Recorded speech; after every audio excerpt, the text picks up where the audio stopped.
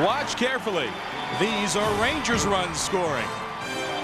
They scored 9 of them on Wednesday, and they need to score some more for hard luck starter Ismael Valdez, who hasn't received much support. The Rangers welcome the Royals next.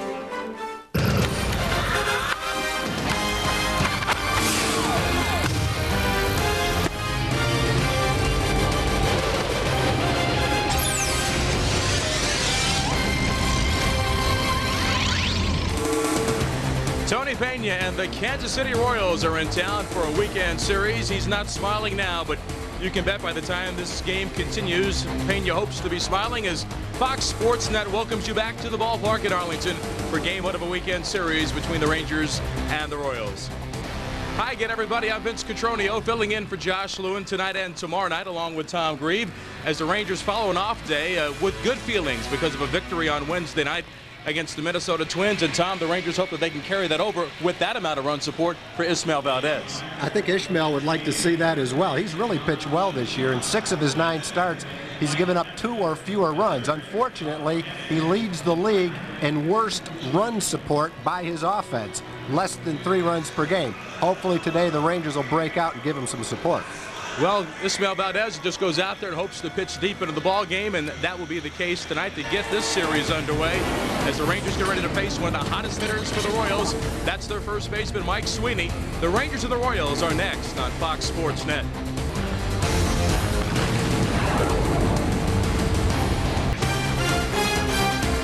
Texas Rangers baseball on Fox Sports Net is brought to you by your Texas Ford dealers. Ford is the best in Texas. By Pennzoil, we're driving protection. By Jack in the Box, where we don't make it till you order it. By Gatorade, is it in you? And by Southwest Airlines, bringing people together with low fares.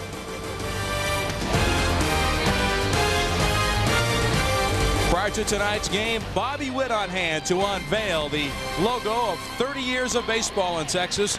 Bobby part of the weekend celebration that will continue throughout all the weekends in the summer, and he will be our guest later on tonight on the broadcast. Let's give you our Southwest Airlines starting lineup for the Kansas City Royals. Behind their manager Tony Pena, Nefe Perez leads off, followed by Carlos Fabulous, then Carlos Beltran, Mike Sweeney red hot, including against the Rangers last weekend. Joe Randa at third, Michael Tucker is in left, Mark Quinn in right, Raul Ibanez the DH, and Brent Maine is behind the plate. There's Valdez going to work, looking for his first victory since May 15th and his first at home since April 28th. And he's ready to go. Yeah, when you look at Valdez, Vince, you see a 383 earned run average, and opponents are only hitting 242 against him, yet he's 3-5. The reason being what we've already talked about in the open. The Rangers just have not given him much run support. He's working with Todd Green tonight and quickly ahead of Perez at 0-2. Perez, a player that rarely walks. But batting leadoff now for Tony Pena's club. He is their shortstop. No, Izzy thought he made a perfect pitch to finish him off. And it's now 1-2. The Royals with a little bit of a different look with their uniforms now. They've featured black this year. Valdez is a guy that doesn't like to walk people. He works very quickly, throws a lot of strikes, and his opponent is the same way. And Jeff Suppan for Kansas City, if they're both on their game, this game could move along rather quickly. Well, so many teams have gone to black. I'm not sure the first team that went to black. The White Sox, though, a number of years ago went to black, and now almost every team has some type of a black version to the uniform, whether it's a hat, a t-shirt, or even a uniform. It's been a popular color. As he tries to get him on the inside corner, he doesn't. And Perez is seeing a lot of pitches here from Valdez. Perez over from the Colorado Rockies last year, battled through a thumb injury for most of the second half of last year and later had surgery during the winter. Fights off another one from Valdez. The Royals are a team that just does not strike out. They have the fewest strikeouts offensively in baseball, and they put the bat on the ball, and Perez is trying to see as many pitches as Valdez is willing to offer and spoils another one. Well, the pitcher probably hates this as much as anything. The leadoff hitter You make quality pitches to him, and he just keeps spoiling the good pitches. Runs the pitch count up 8 or 10 pitches right off the bat before you've even faced one hitter. There's a bouncing ball. Lamb has it. And Valdez over to cover, and finally Perez is retired. Let's give you the Dodge Rangers defense tonight behind Valdez. Mike Lamb at first base tonight for Texas. At second is Michael Young. The shortstop, or rather the third baseman, Herbert Perry, and the shortstop is Alex Rodriguez.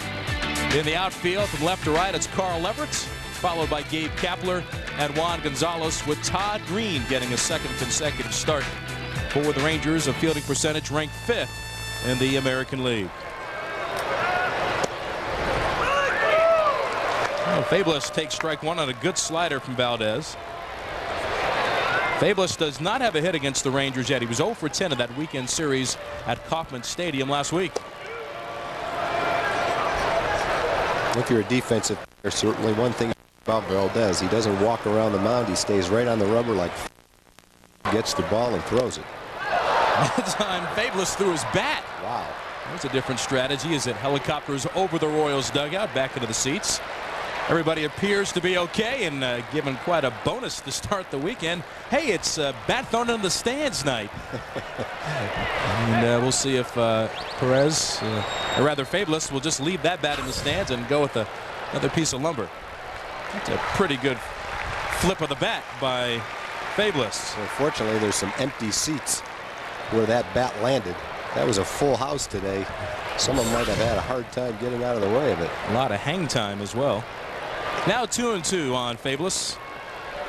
A kid that's tried to fight through some injury problems over the years. Sends one toward Kapler. He's got a long run back toward right center field, and he will get there. Well, like you said, Tom, when you're playing behind Valdez, chances are you're ready to make a play and be on your toes, and Gabe Kapler was for Izzy. No doubt about it. He gets the ball and throws it, and defensive players love that. And you can see Gabe walking through some little bit of sunshine still as this game gets underway, going from the sunshine into the shadows to track that ball down. A little bit there and left and through towards center field. Now Carlos Beltran, who's been red hot lately, takes a strike from Valdez. This is a kid that can really put up some monster numbers when he puts it all together. He had a great second half last year.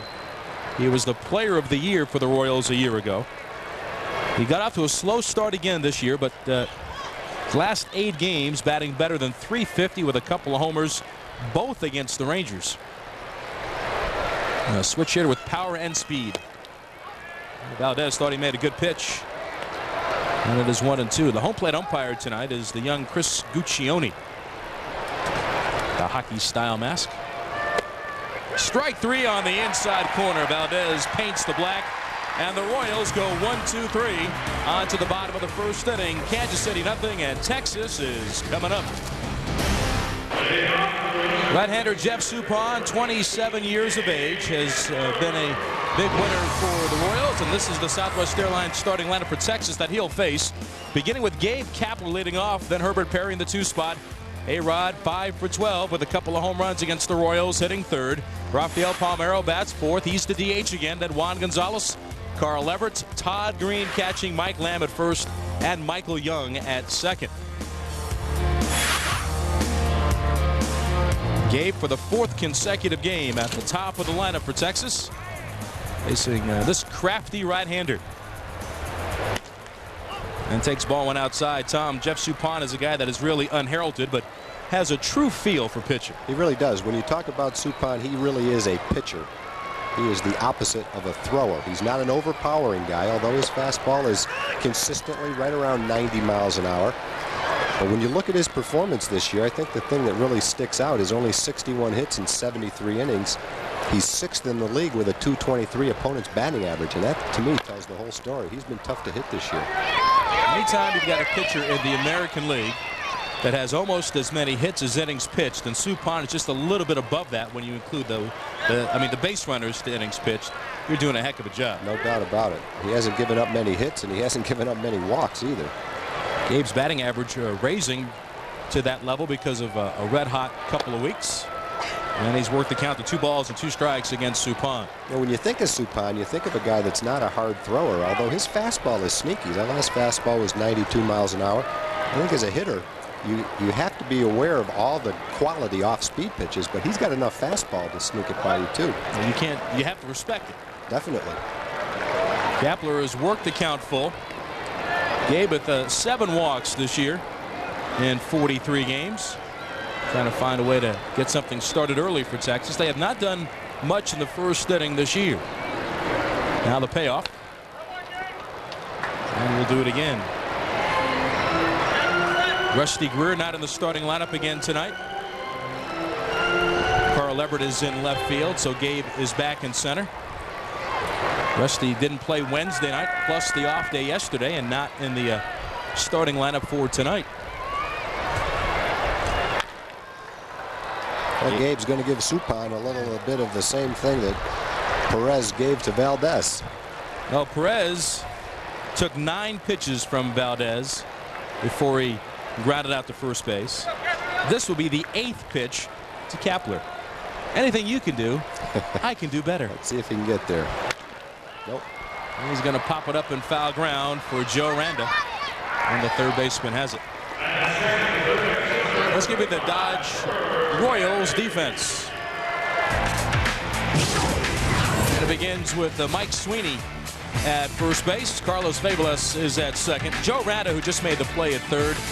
And Nathy Perez at short. Their outfield from left to right is Michael Tucker, Carlos Beltran, and Mark Quinn out of Rice University, with Brent Main behind the plate. The Royals near the bottom of the league in fielding defense. They are ranked 12th. Now Herbert Perry carrying an 8-game hitting streak into tonight's contest. And takes a fastball for a strike. Suppan seems to be the kind of guy, Tom, that he gets you thinking. He's throwing a lot of fastballs to Gabe Kapler, and it starts off Perry here. Maybe you go up there thinking about that good slider, that good curveball, and he gets that fastball. That didn't get you thinking too much up there. Yeah, it really does seem like in this ball game he is trying to establish his fastball. And chances are the first time up you may see some fastballs, and then come up there your next time, anticipate some fastballs, and then that might be when you get the breaking balls. That one hit hard toward left center field. Tucker is over, can't get it. Tries to cut it off in the alley. Herbert's digging for second, and he will slide in with a double. Herbert Perry now has a 9-game hitting streak after belting that 1-1 pitch in the gap in left center field. Well, Herbert got a pretty good pitch to hit. It looked like a cut fastball. It stayed about belt high. Never came down where he wanted it on the inside part of the plate. And Herbert's done such a good job this year of hitting the ball where it's pitched. Throw him away, he'll drive it the other way, pitch him in, and he's able to pull it. He's a good solid hitter. Makes good solid contact. Now he's in scoring position for A-Rod. Alex still among the league leaders in this category with runners in scoring position. He leads the league in home runs, and he is tied for the league lead in RBIs as he takes a strike from Suppan. He's trying to hold up his end of the bargain. Texas trying to find a hot streak. And Alex with some monster career numbers against Suppan with 4 long balls. There's a good fastball to make it 0-2.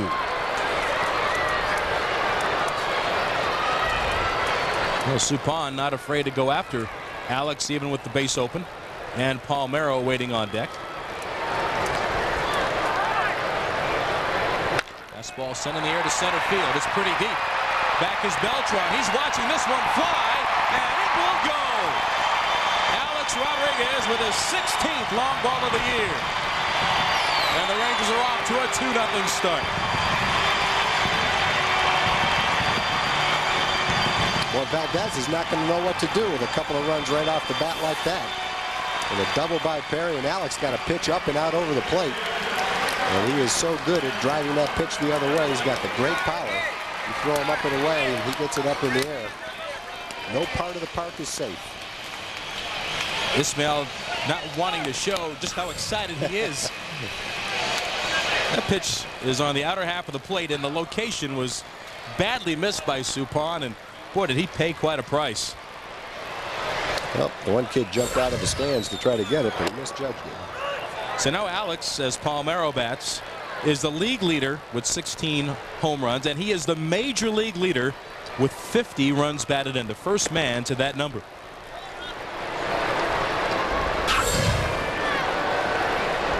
Let's see who's going to make this play. You see the kid in the blue jumped out of the stands to go get it. Should have stayed where he was. Nice reaching grab, though, by that one guy. Very nice. Raffy down in the count 1-2. Alex Rodriguez giving a boost. Palmeiro, as the lineup card was placed in the clubhouse prior to today's game, his defensive spot, his offensive spot, was left blank, whether he was going to be the DH or the first baseman. It was not quite a game time decision. And he decided to stay at that DH role for the 9th consecutive game.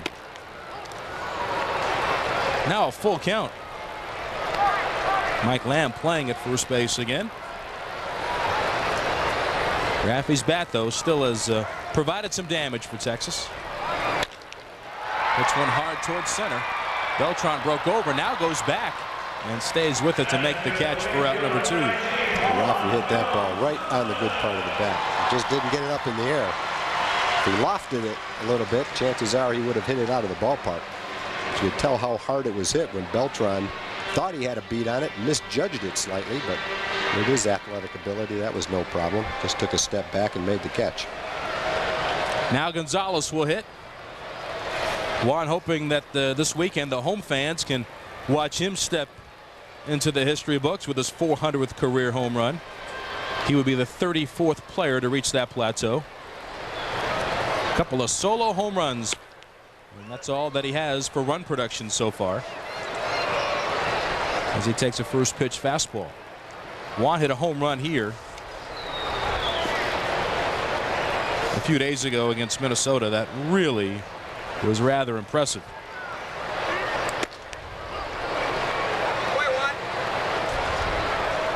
It was on Wednesday night against Matt Kinney. Went 419 feet, well back in the seats in left center field, an area that Juan has peppered many times over his career. Tried to jam him, got it up and in, and Juan managed to foul it back. Suppan does give up home runs. This is not unusual for him. It's the 15th home run that he has allowed. That is second in the league. He is 2 behind Ramon Ortiz of the Anaheim Angels. One thing Suppan has been able to do when he has given up a home run is a lot of them have been solo shots. Now 2 balls and 2 strikes. And a guy that doesn't walk many with nobody on base. He'll challenge the hitters. He's not afraid to challenge the hitters. And really not fazed by that long ball. Like you say, if he can try to limit the damage of the number of base runners leading up to it. Oh, good breaking ball. Finishes off Gonzalez, and the inning is over. But the Rangers get the long ball from Alex Rodriguez. A-Rod going deep towards center field. Beltran can't get it, and it's 2-0 Texas. Alex Rodriguez, now the Major League RBI leader, as he hit his 16th home run at the bottom of the first inning with a man on. 2-0 Texas. And Valdez back to work, hoping to put together the shutdown inning as he watches Mike Sweeney lift the first pitch foul out of play for strike 1. Sweeney right now is the cornerstone of the Royals. He's second in the league in hitting. He's got 8 homers and 28 RBIs. He just signed a big long-term deal prior to this season. Does have some options out of the contract if he so desires. There's a fly ball down the right field line that drifts out of play. And the Royals were unable to sign a couple of their key players, Johnny Damon, Jermaine Dye. They didn't want to be in Kansas City, but when Sweeney let ownership know, I want to play here, I want to finish my career here, it put the pressure, I think, on the Royals to go out and sign him. And you couldn't sign a better guy. If you have to have a cornerstone, Vince, this is one of the guys you'd want right here, because he gives more than just his performance on the field. He's in the community. He's a well-respected guy in the clubhouse.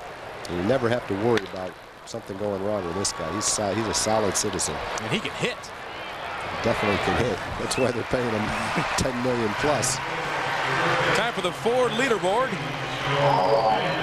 And talking about Mike Sweeney, Mike Lamb atop the leaderboard with the best batting average in the American League in the last 10 days. Then a couple of Royals with Michael Tucker and Mike Sweeney. The Twins, Denny Hawking, and then Ray Durham of the Chicago White Sox. Mike Lamb doing a wonderful job for Texas with some key hits, and alongside Mike Sweeney there. Here's the Joker, Joe Randa. Solid player. Power numbers, RBI numbers, not quite on the pace that he would like, but he is one guy that is capable of getting hot.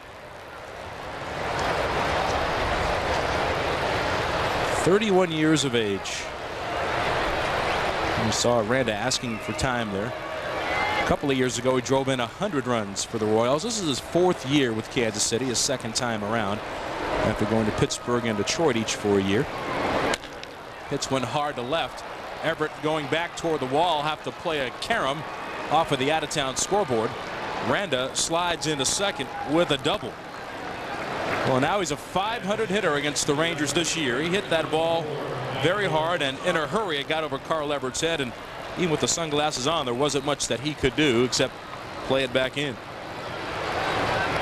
Yeah, Randa is a lot like Herbert Perry, or Herbert Perry is a lot like Randa. They both hit the ball where it's pitched. Solid hitters. You don't think of them as home run guys, but you definitely think of them as both as extra base guys, guys that can hit the ball in the gap, guys that make solid contact. Make a mistake against them and they'll find a way to hurt you. Definitely. Valdez trying to keep the Royals off the board as their red-hot Michael Tucker stands in. Is he out of the stretch for the first time tonight? He's faced 6 batters, and all 6 of them he's thrown strike 1 to. So from Valdez's point of view, he's at least getting off to a good start.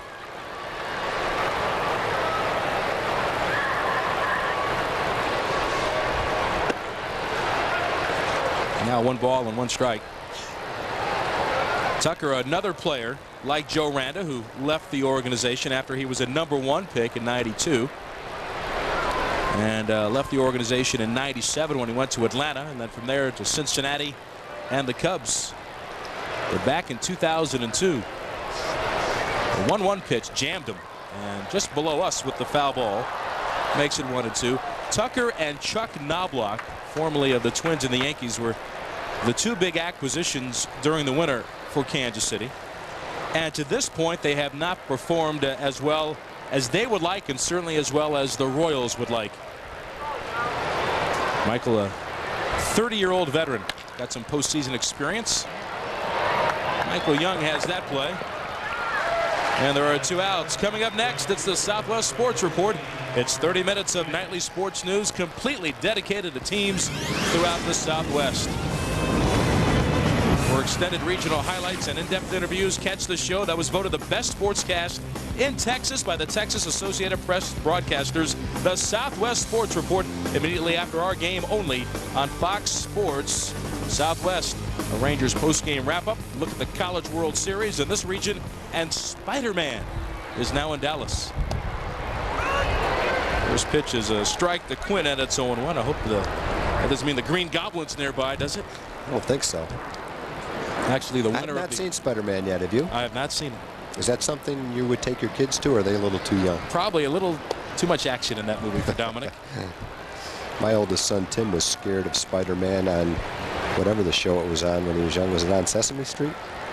They were on one of those kid shows back then. Spidey. Every time Spidey came on, he went and hid behind the couch. It was a cartoon practically. Good cutter off the plate to Quinn, who hasn't met a pitch yet he hasn't liked. Although he has walked 4 times this year, and let me tell you what, that is news for Mark Quinn out of Rice University. Goes after the breaking ball, and Valdez escapes danger. No runs for the Royals. On to the bottom of the 2nd inning. Valdez still pitching with a 2-0 lead. Well, tomorrow night the Rangers against the Royals. Always a great night when it's bat night. Sponsored by Powerade and Albertsons. For the first 10,000 kids 13 and under, they'll receive a bat with the signature of either Raffy, Juan, A-Rod, or Pudge. To order tickets, call 817-273-5100. Well, you got some tough choices there. Wonder who he'll pick. Pick a Hall of Famer, any Hall of Famer. You can't go wrong. Carl Everett will start things off for Texas, in front by a couple in the bottom of the second. Carl up there hacking, and it's strike one to him. Everett's had some success against Suppan in the past. He's gone 4 for 12 in his career against him. Batting average dipping back under 200. See Suppan's movement on the fastball, trying to start it inside and run it back to the inside corner.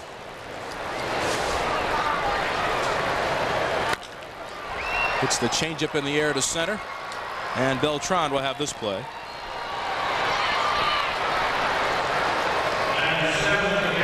Now Todd Green getting the start again tonight. All right, here's our slugger up here, Renee Young. Show me your swing, and aim toward Tom's head when you do that. The new cross-handed grip. You know, it's the rage on the PGA Tour. Maybe it'll take over Major League Baseball. It's a good way to break your wrist, though, if you swing real hard. Thank you, Renee. Looking forward to getting those lessons from you later. Todd Green was the hero on Wednesday night with the game-winning single in the bottom of the 9th inning. The Rangers snapped a 5-game losing streak and beat the Twins 9-8. And Todd steps up there and he means business. He'll take it if he can't reach it, but if it's close, he is going to take a good swing at it. He's one of those guys that you probably won't see him check his swing, because once he starts it, he lets it fly pretty good. And the Royals making the play at the end of the bench. 1-1 to Todd Green.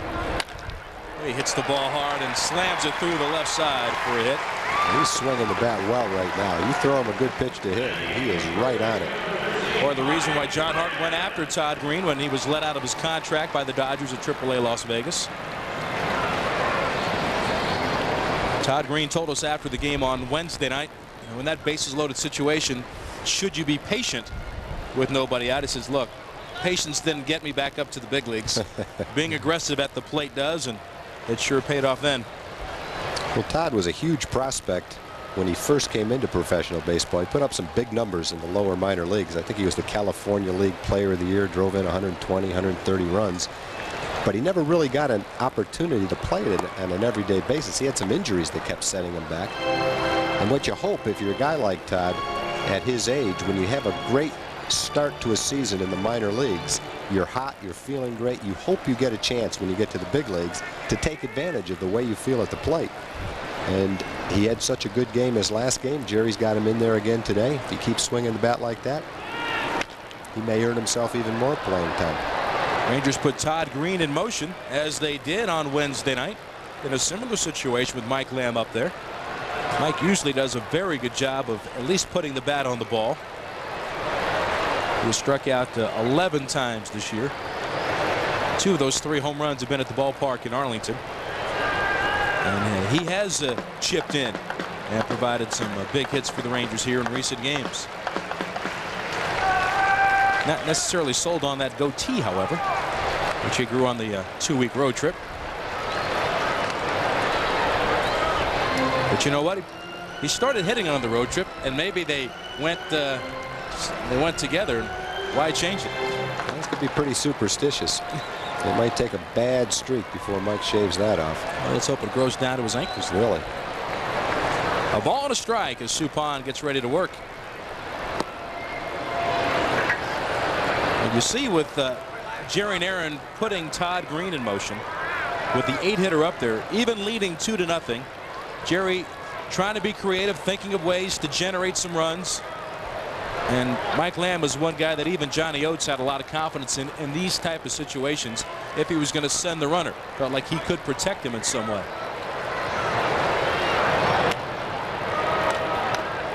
Todd barely off the base there. Mike Sweeney holding him on.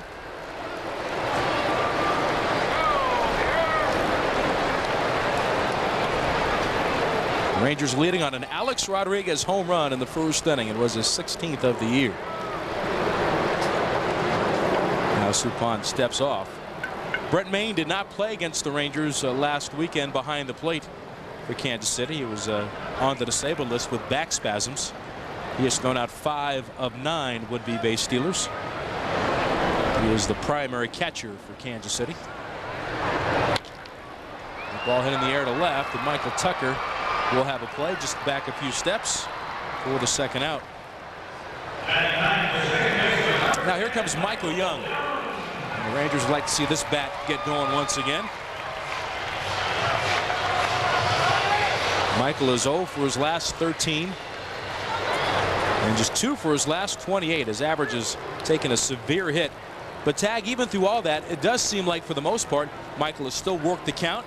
He's taken a lot of pitches. He's fought off a lot of pitches. And maybe just one of those spells that he has to find a little luck to go his way. Yeah, if you just watched his at-bats and didn't keep track of them or look at the statistics, you wouldn't think he was in that bad of a streak. Now, last year he had some streaks where you might have thought that because he swung and missed at a lot of breaking balls out of the strike zone, but he's not doing that as much this year. He's going to right field better. He's a lot more patient. He's seeing more pitches. And even though the stats might not reflect it the last couple of weeks, I still think he's a much improved hitter. Now a ball and a strike on Young, and one of the best things about Michael is, first of all, you don't know that he's struggling. His demeanor is such that he has that even keel every day, and he doesn't take it with him to the field. If he has been struggling at the plate, he still plays some sterling defense at second. Well, the one thing pitchers are doing is they're not giving him as many fastballs. Early in the season when he was hot, he was getting a lot of fastballs up and out over the plate. He can really hit a high fastball. And so now he's going to have to make some adjustments as they start to give him more breaking balls, more sliders down and away. And that's part of baseball. Now the count of 2 balls and a strike. It doesn't hurt that Michael's locker is adjacent to Alex Rodriguez, the Rangers all-star shortstop. Just those 2 errors for Michael Young. There might be a Gold Glove in his future somewhere down the line. He has played that kind of defense for Texas. Lays off another changeup from Suppan.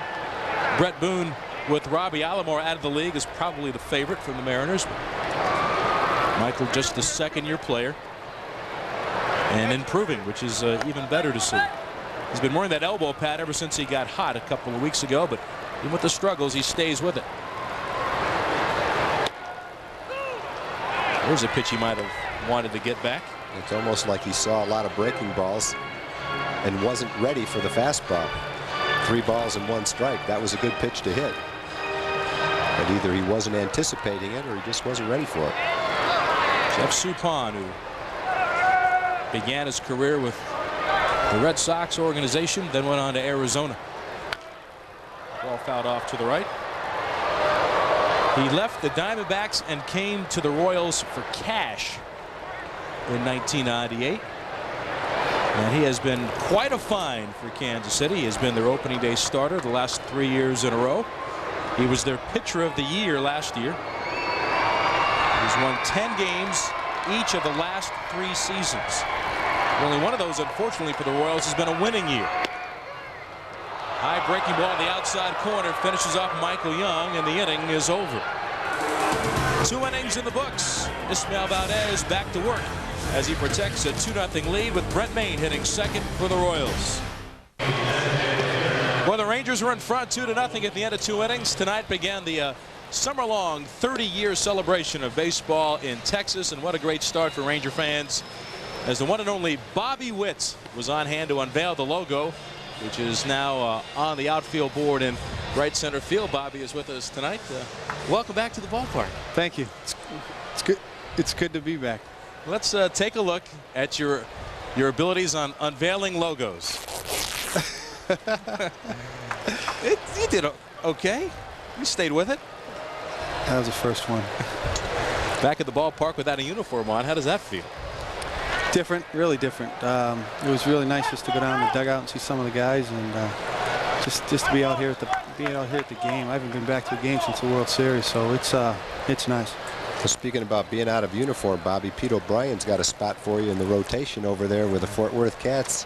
Your buddy Jose Guzman's in the rotation now. I know. I seen Raguzzi through the other night. I don't think I can get it going anymore, Tag. My shoulder, my elbow, I had that back surgery. I'm just, it's... Yeah, but they showed you hitting that home run in L.A. a little earlier. Maybe he wants you as an outfielder. Maybe a DH. Do they have a DH over there? I think so. All right. Raul Ibanez is the DH tonight for Kansas City, batting in the 8th spot for Tony Peña's club. Former Seattle Mariner. And now he's down to the count 1-2. Well, Bobby, what a great way to finish a career. Everybody should be so lucky as to finish their career playing and pitching in the World Series as you did for the World Championship Diamondbacks last year. Yeah, it was just kind of a fantasy, the way things went. I mean, as a kid, your ultimate dream, I think, as far as baseball-wise, is playing in the World Series and getting an opportunity. And I had to just keep chasing the right team, and finally it worked out. What was it like playing with Kurt Schilling and Randy Johnson? It was those two guys last year. I think coming into probably late July, early August, I've never seen such a 1-2 dominating pitching staff in my life. Those guys are so locked in, and they continue that to the first part of this year. I know it. Beat those guys in golf? Getting those fabulous shirts that they're always playing for? Actually, I did play Randy the first couple times in spring training, and I think he got me the first time. I got him the second time. But he's got a nice golf game. I mean, for 6'10", yeah, he's got some touch around the green, and he's not a bad putter either. He's like to be the manufacturer to make those clubs. Yeah, he needs a little bit of extension, that's for sure. Trying to keep Ibanez close. Brett Maine is at the plate for the Royals. We're visiting with Bobby Witt tonight. A guy that is still in the Rangers' top 10 in so many pitching categories for his career. Now Valdez is pitching tonight, and Bobby Witt definitely has some memories about Izzy, as Tag was talking about. Let's take you on the flashback. Take us through it, Bobby Witt.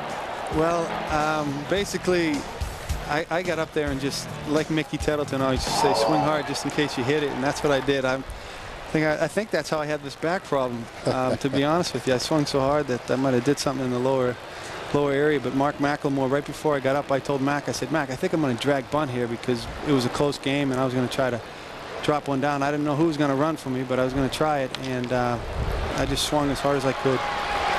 Ibanez is trying for third base. Juan's throw is on the money, and Ibanez is out on the second base. It's a double play. Heads-up defense by the Rangers, started by Juan Gonzalez with a bullet to third.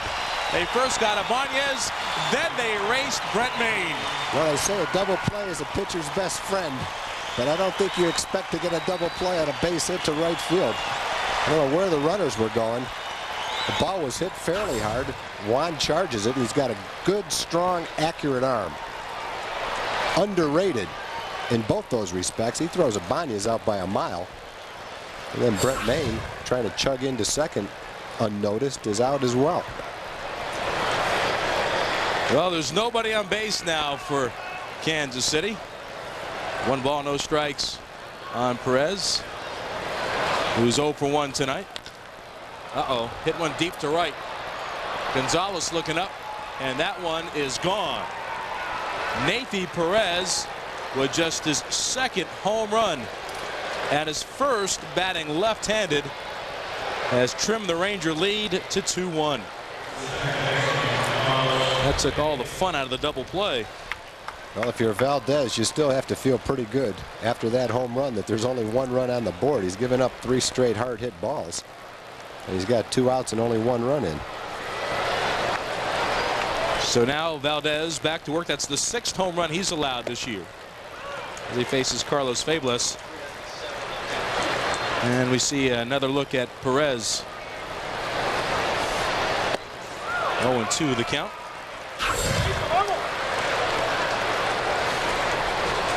Just a fastball that ran back over the plate. And if he was able to turn on it. Just a final note on the home run that Bobby described that he hit off of Valdez.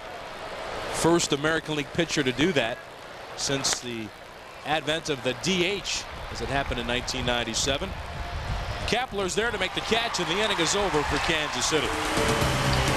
They get a run on a home run by Perez, but Valdez still protects a 2-1 lead. A-Rod will bat third for the Rangers. Texas Rangers baseball on Fox Sports Net is brought to you by Subway. Eat fresh. And by your Texas Dodge dealers. Get somewhere. Grab life by the horns.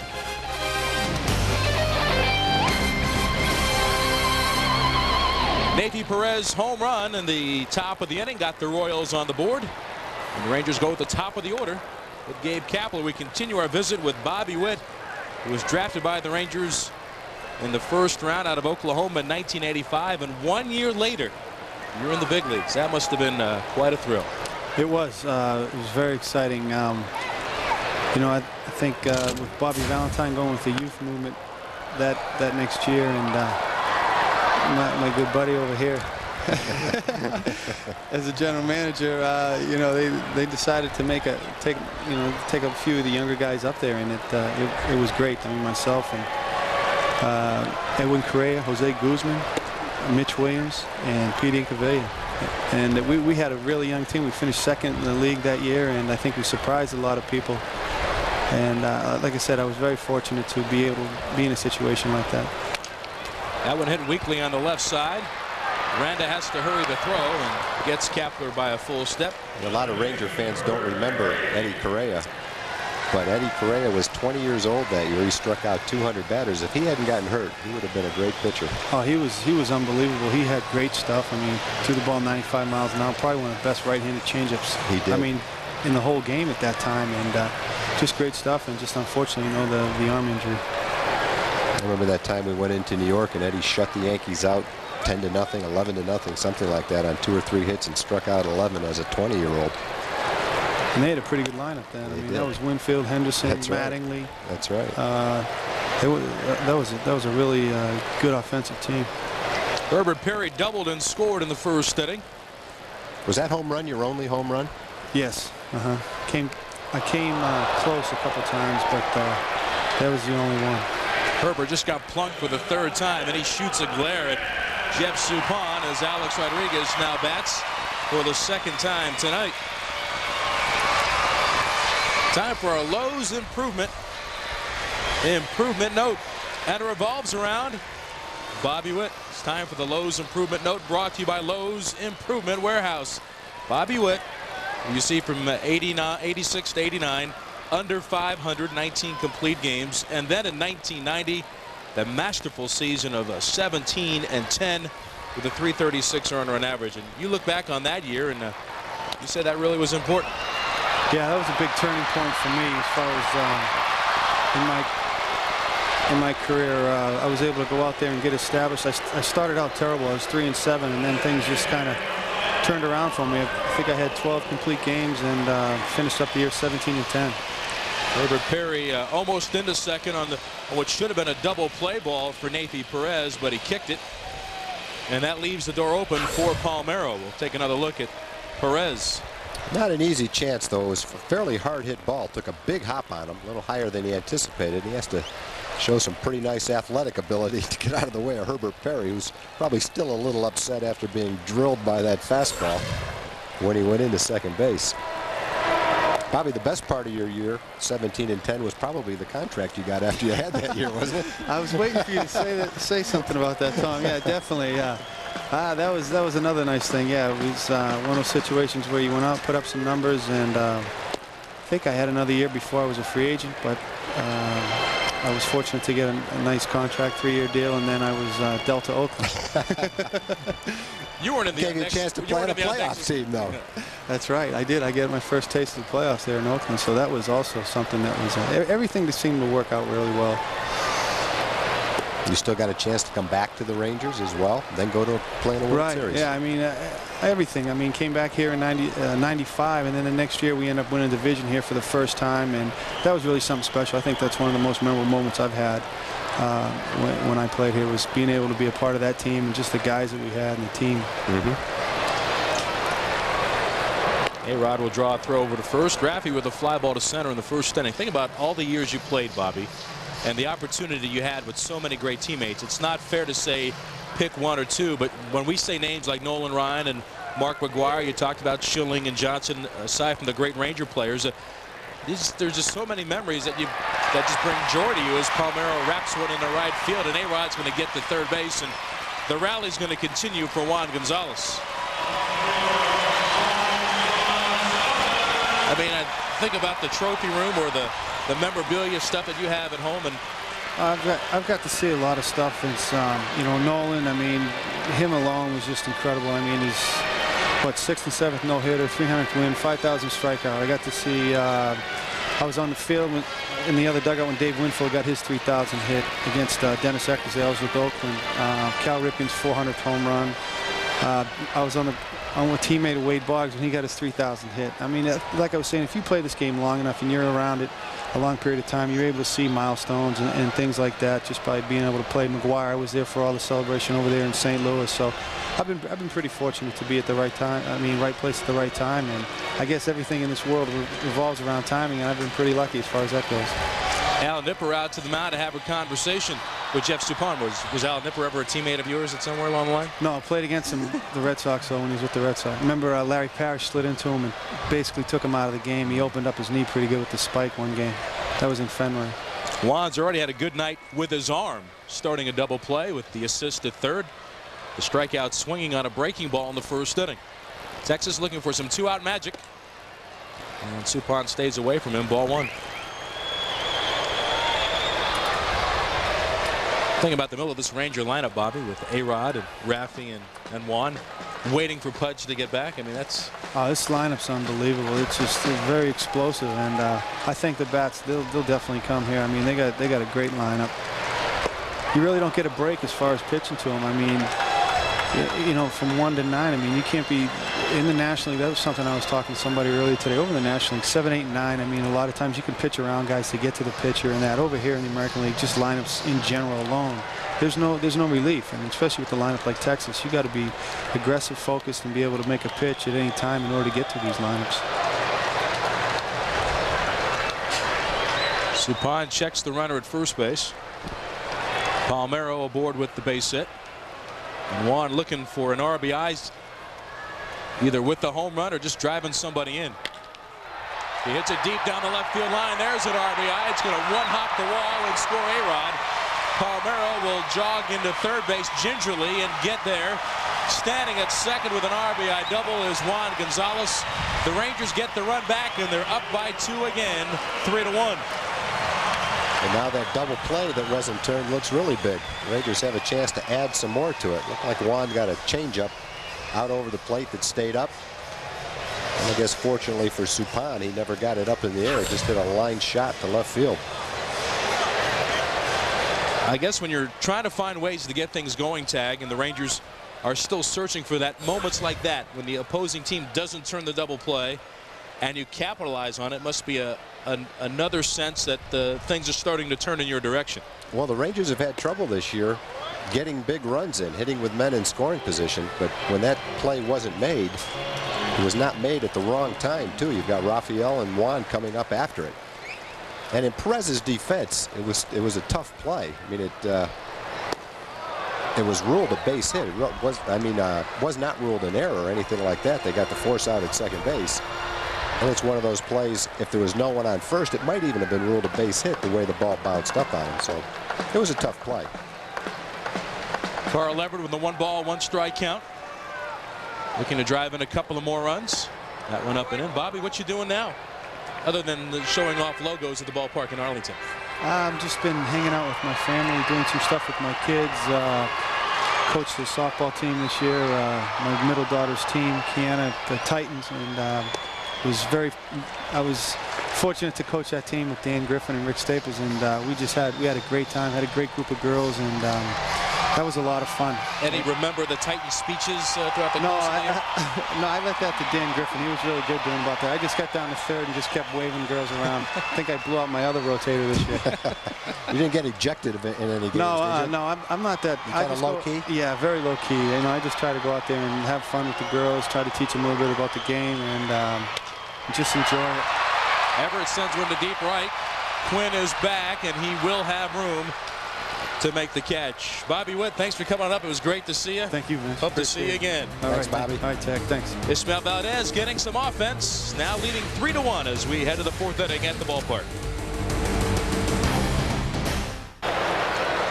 Texas leading 3-1 as we head to the fourth inning at the ballpark, opening up this weekend series with the Royals. Ismael Valdez against Carlos Beltran. Good curveball, fouled off to the left for strike one.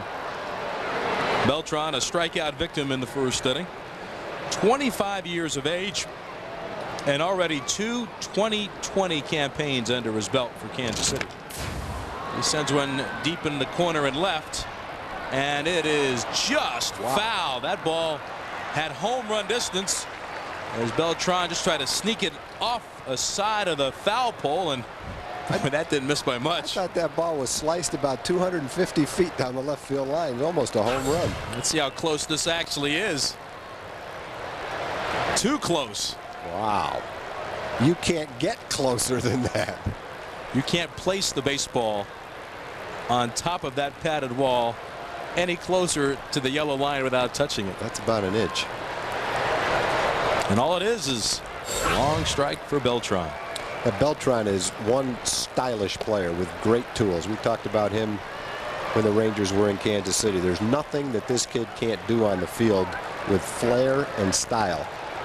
And he should be an all-star player for the next 10 or 12 years. He's only 24 years old, as you said, Vince. He's already had 2 great years. He can run. He's an excellent base stealer. He's a good outfielder. He's got a good arm. He's probably going to have 30 home run power, maybe better as he gets bigger, as he matures. And he's a good-looking player. He had a down year his second year, and a lot of teams thought they might sneak in and make a trade for him. But Kansas City was smart enough to know what they had, and they weren't anywhere near ready to deal him at 22 years old. The 2-2 pitch misses low. Had a bit of a knee problem that year, and maybe a maturity issue as well, because he refused at one time to go on the rehab assignment or rehab his knee at their minor league complex in Florida. A-Rod has to play back on this ball and hurry it, and it's not going to be in time. That's what we're talking about. I mean, Alex made that play the only way he could and threw a rocket to first base, but Beltran smelled the hit the minute it bounced, and he's flying out of the box. He's one of those guys, we kind of compared him to Bernie Williams, but he's got a smooth, effortless style about him. It doesn't look like he's running that fast until you look up and see him beat this throw out. And you see the effort by A-Rod trying to will that ball there in time and thinking about how he played that ball. But like you said, Tag, there really weren't many other options. Nope. And now Mike Sweeney at the plate with a fly ball to right field in the second.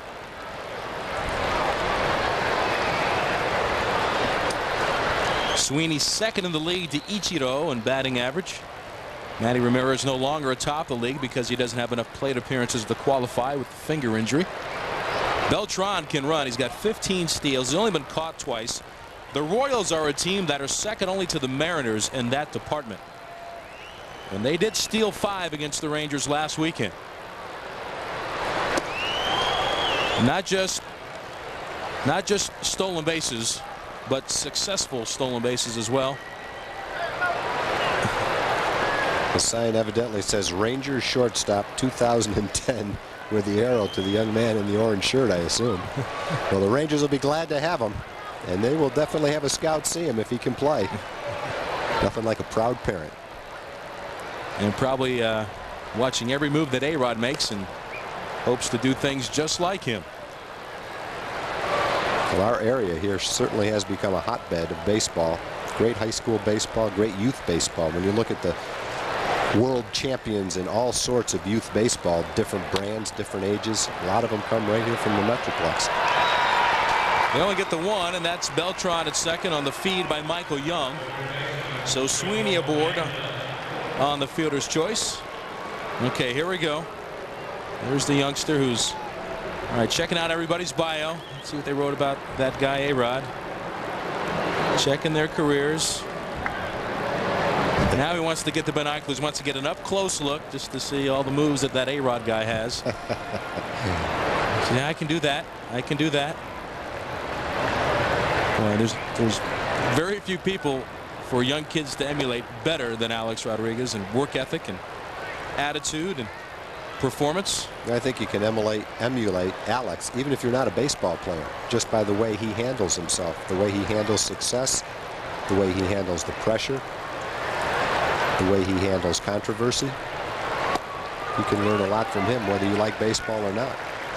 1 ball, 1 strike on Randa. He doubled to left his first time up. This is a double play combination that the Rangers hope will be together for a long time. That's a long way to flip a ball like that. If you don't think so, try it sometime.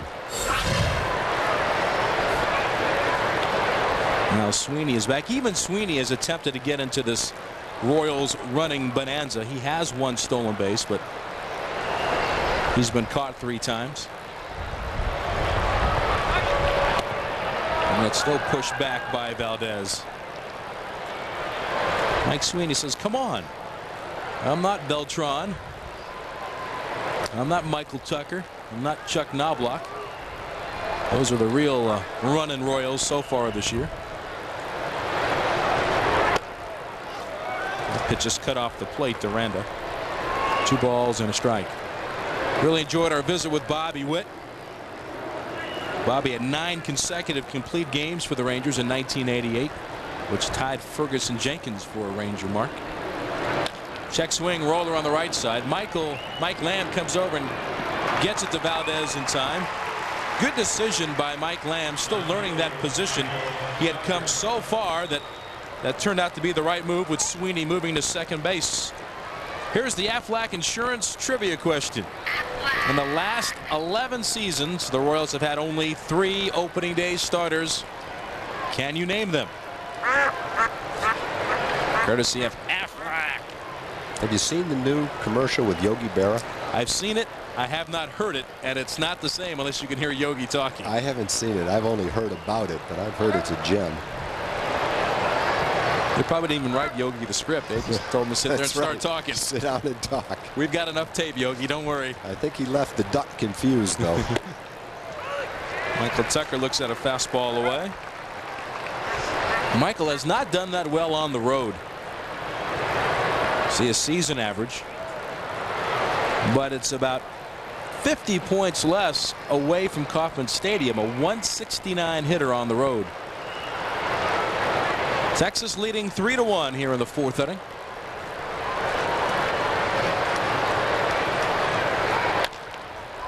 That ball's hit foul down the left field line. For those of you tuning in to see the best damn sports show period at this time, it will not be seen tonight due to our game. Tune in most weeknights right here at 8 o'clock, where it can be seen at its regularly scheduled time.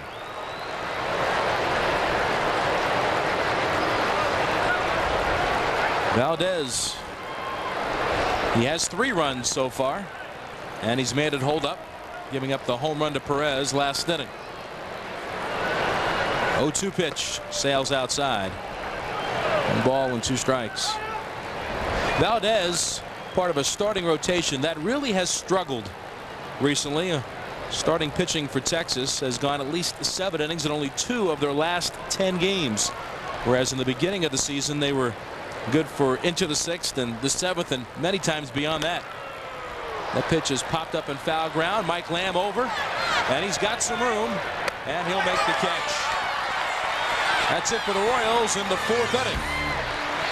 Valdez delivers the shutdown frame, and Texas goes to the bottom of the 4th with Lamb batting second, leading 3-1. Texas Rangers baseball on Fox Sports Net is brought to you by Aflac Insurance. Ask about it at work. By Lowe's Home Improvement Warehouse. Lowe's, improving home improvement. And by Corona Light. Relax and enjoy an ice cold Corona Light.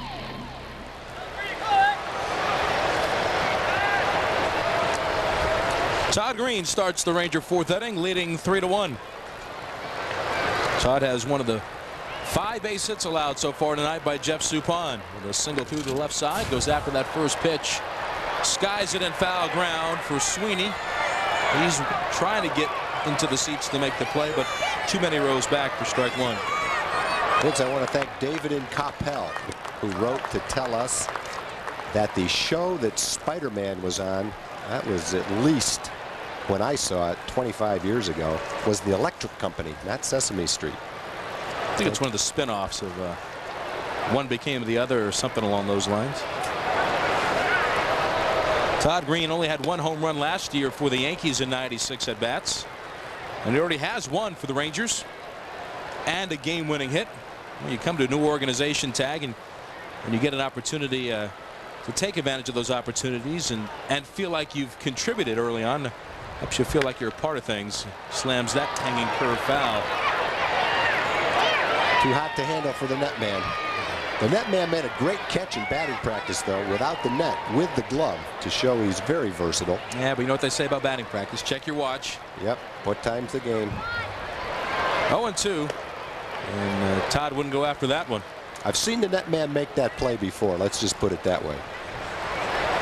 Are you going to give him the same leeway that you gave Nathy Perez on this particular play? Yes. Okay. Nathy's a big league shortstop. That's the least we can do. Whoa. Oh, he handles a bad hop and stays with it and throws on to first. Well, we gave you the Aflac trivia question earlier tonight. Let's get you to the answer. The last 11 years, the Royals have had only 3 opening day starters. Can you name them? Let me see. Lee Brandt, Busby. Oh, no. Kevin Napier, Tim Belcher, and tonight's starting pitcher, Jeff Suppan, who's done it for each of the last 3 years.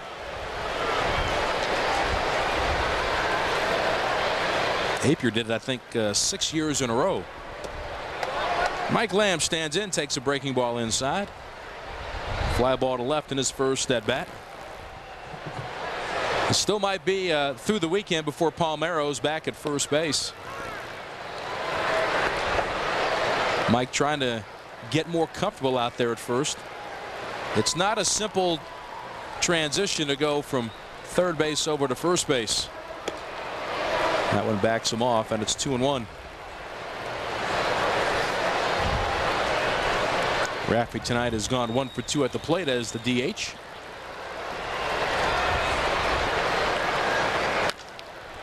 Down the left field line, slicing away from Tucker. It is a fair ball. And Lamb is around first into second base. A 1-out opposite field double for Mike Lamb. That really is what Mike does best. Hit the ball to all fields. He'll hit the fastball the other way a lot. His 50th career double. He uses the whole field. You throw him something off speed, curveball or a changeup, he'll pull it. But he likes to go the other way with a fastball, and he slices it right down the line. That's a typical type double for Mike. This kind of hitter he is. And continuing that hot trend of batting around 500 his last 9 games. Well, Texas has scored in 2 of the first 3 innings tonight against Suppan. And now Michael Young will try to add to that. He struck out looking on a cutter to the outside corner his first time up. And he takes strike 1.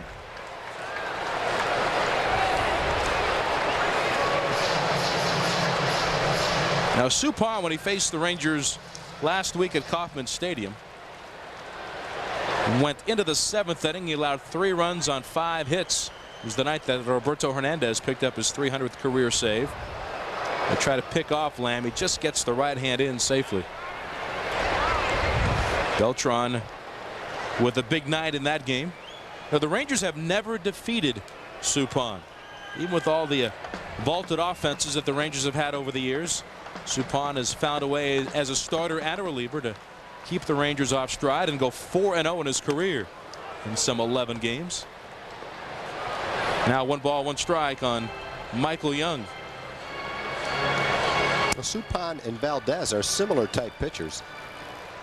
They have a similar assortment of pitches, and they're having similar type seasons, really. ERAs are relatively the same. They both have low opponents' batting averages, fewer hits than innings pitched, not many walks. Each one throws right around 90 miles an hour. Suppan might have a mile or 2 extra at this stage of Valdez's career. He threw a little harder than that when he was young. They both have a good assortment of off-speed pitches. He's ahead of Mike at 1-2. Sends one in the air to right field off the end of the bat. Mark Quinn will have a play.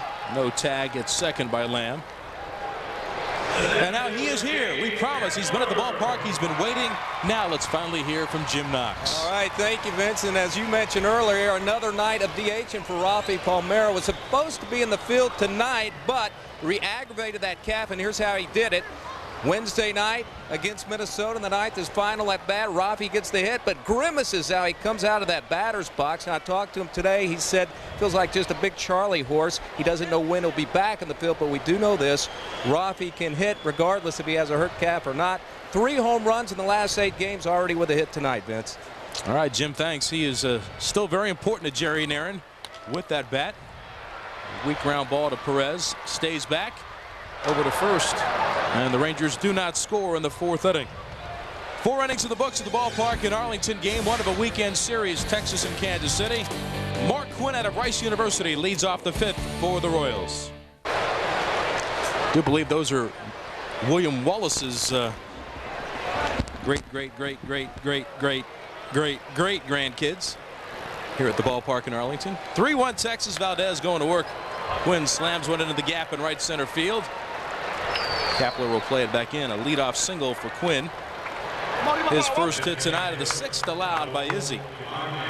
Now tomorrow night the Rangers will send Kenny Rogers to the mound against the left-hander Darryl May.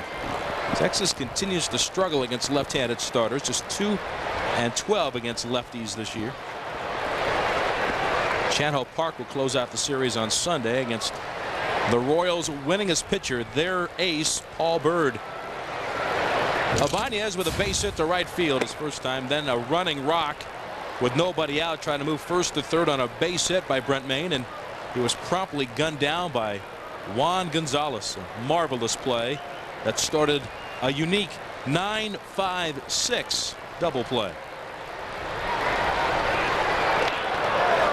Quinn nearly off the base too far. Vince, I got to ask you, is Dominic watching tonight? Dominic's probably watching. We got to say hi to him then for sure. Absolutely. He's one of our all-time best fans. I know it's summertime, but you've still got a bedtime, and so does your sister Olivia. But you can stay. And what about the newest edition? They can stay below. Sophia's out. She's in Tucson with her mother. Oh, okay. So the kids are they're ruling the roost. We don't have Home Alone, do we? Yeah, we're keeping them company. Just through the broadcast, they tell them when to go to bed. That's good. I'm glad they're watching. I'm sure they're watching just to listen to their instructions from their father. There's a strike to Ibanez. I will say this, and I don't say it because you're here. You might have 2 of the cutest kids I have ever met. Thank you. Bar none. Thank you very much. They take after their mother. That's right. No question. I am definitely in over my head. And they are great kids. Having 3 is a blast. You know about that. Oh yeah, yeah. I remember when they were the ages of your kids. A lot of fun times. You miss those times as you get older.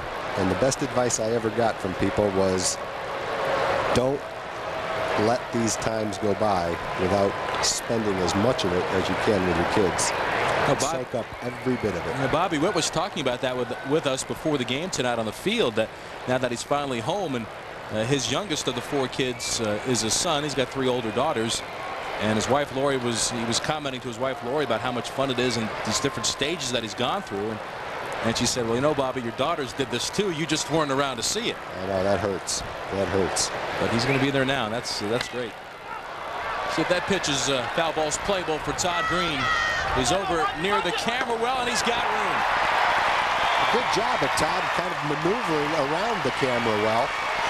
He got over there fairly quickly, surveyed the situation, and found his way as close as he could to the camera well and made the catch. Uses that hockey-style mask. Hector Ortiz did that as well. They both have had different models, and he gets rid of that mask in a hurry and then kind of works around, and fortunately some of the fans ducked out of the way. Well, if this guy's coming at you, it's probably a good idea. That guy was bailing, boy. Now Brent Mayne bats, and it's strike 1, which has been a rather constant start to every batter tonight for Valdez, which is good news. Is he working quickly and throwing strikes? He has not walked a batter tonight. He has just one 3-ball count tonight. Look at that, 15 first pitch strikes to the opposition. When you throw strike one, it really puts you on the offensive and puts the hitter on the defensive.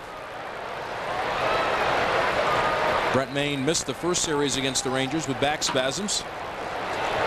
You know, I don't have the stats in front of me, Vince, but it is very dramatic what batters hit when the first pitch is a ball and what they hit when the first pitch is a strike. Carl Everett has got that one in his sights. Second out of the inning. Obviously much higher when it's 1-0 than when it's 0-1. Here's a reminder for you, whether you entertain clients or host company picnics, the ballpark has great hospitality options where you can choose from your own luxury suite for a day for 10 to 200 people, or reserve a multi-game suite package for significant discounts.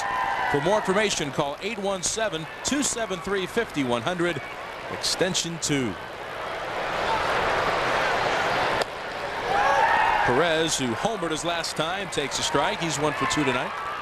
Hey, did you have fun yesterday at the inaugural golf classic for the Texas Rangers Baseball Foundation? Yes, I did. I had a great time. It's my first golf swing since shoulder surgery, and with a nice, slow, smooth swing, I actually played better than I normally do. I was happy with that. Pitch popped up down the left field line. Trouble, a long run for Everett, and he'll get there. Carl Everett stayed with it and tracked down the weak pop off the bat of Nathy Perez. Valdez keeps rolling. Texas leading 3-1. Herbert Perry starts the Ranger bottom of the 5th inning, leading 3-1.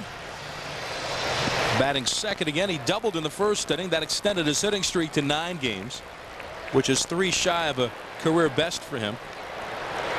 Second double in as many games against Jeff Suppan. He did the same thing last week in Kansas City.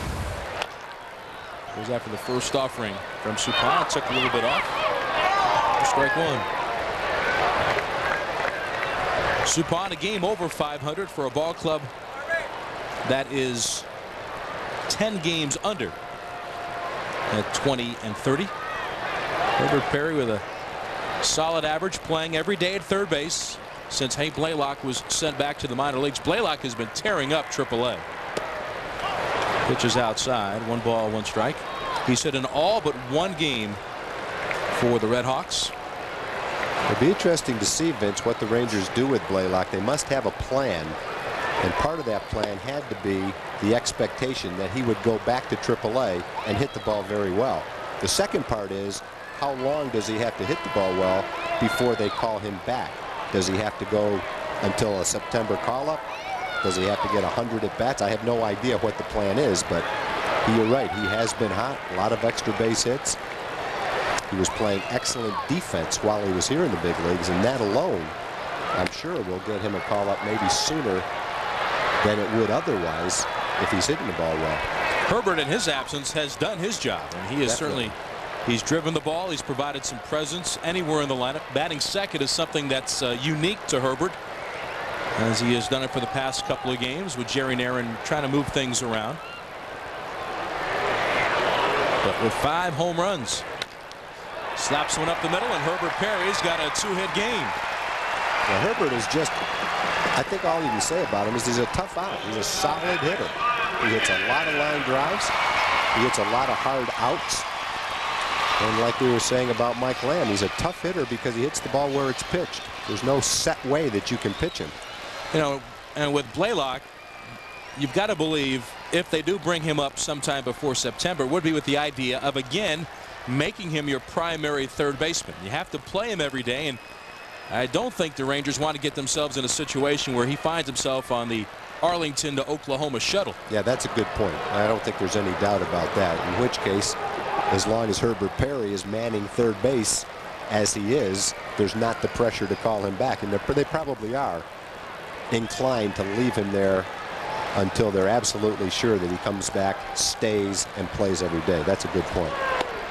Alex takes a strike over the inside corner. He has scored 2 runs tonight. A-Rod with 36 runs scored. Not quite in the league's top 10, but it is the best for Texas. And he leads the majors now with 50 RBIs after his 16th home run with a man on in the first inning. A-Rod getting that home run bat going again. Nice block in front by Brent Maine. And it is 1 ball and 1 strike. I know we were talking golf earlier tonight. I want to say thanks to the guys I played with from Lockheed Martin. John and Willie and Danny. I'll leave their last names out. I want to protect the innocent. They were fun to play with. And good golfers as well. And there was some excitement at the golf tournament. 1-1 pitch hit high and deep to left. Some excitement off the bat of A-Rod, and he has hit another home run. His 17th of the year. A-Rod is on fire, and the Rangers are in front 5-1. You mentioned earlier in the game, Vince, what he had been against Jeff Suppan. Even before this game, it was pretty impressive. But in this ball game, 2 for 3, 2 home runs and 4 more RBIs. Alex Rodriguez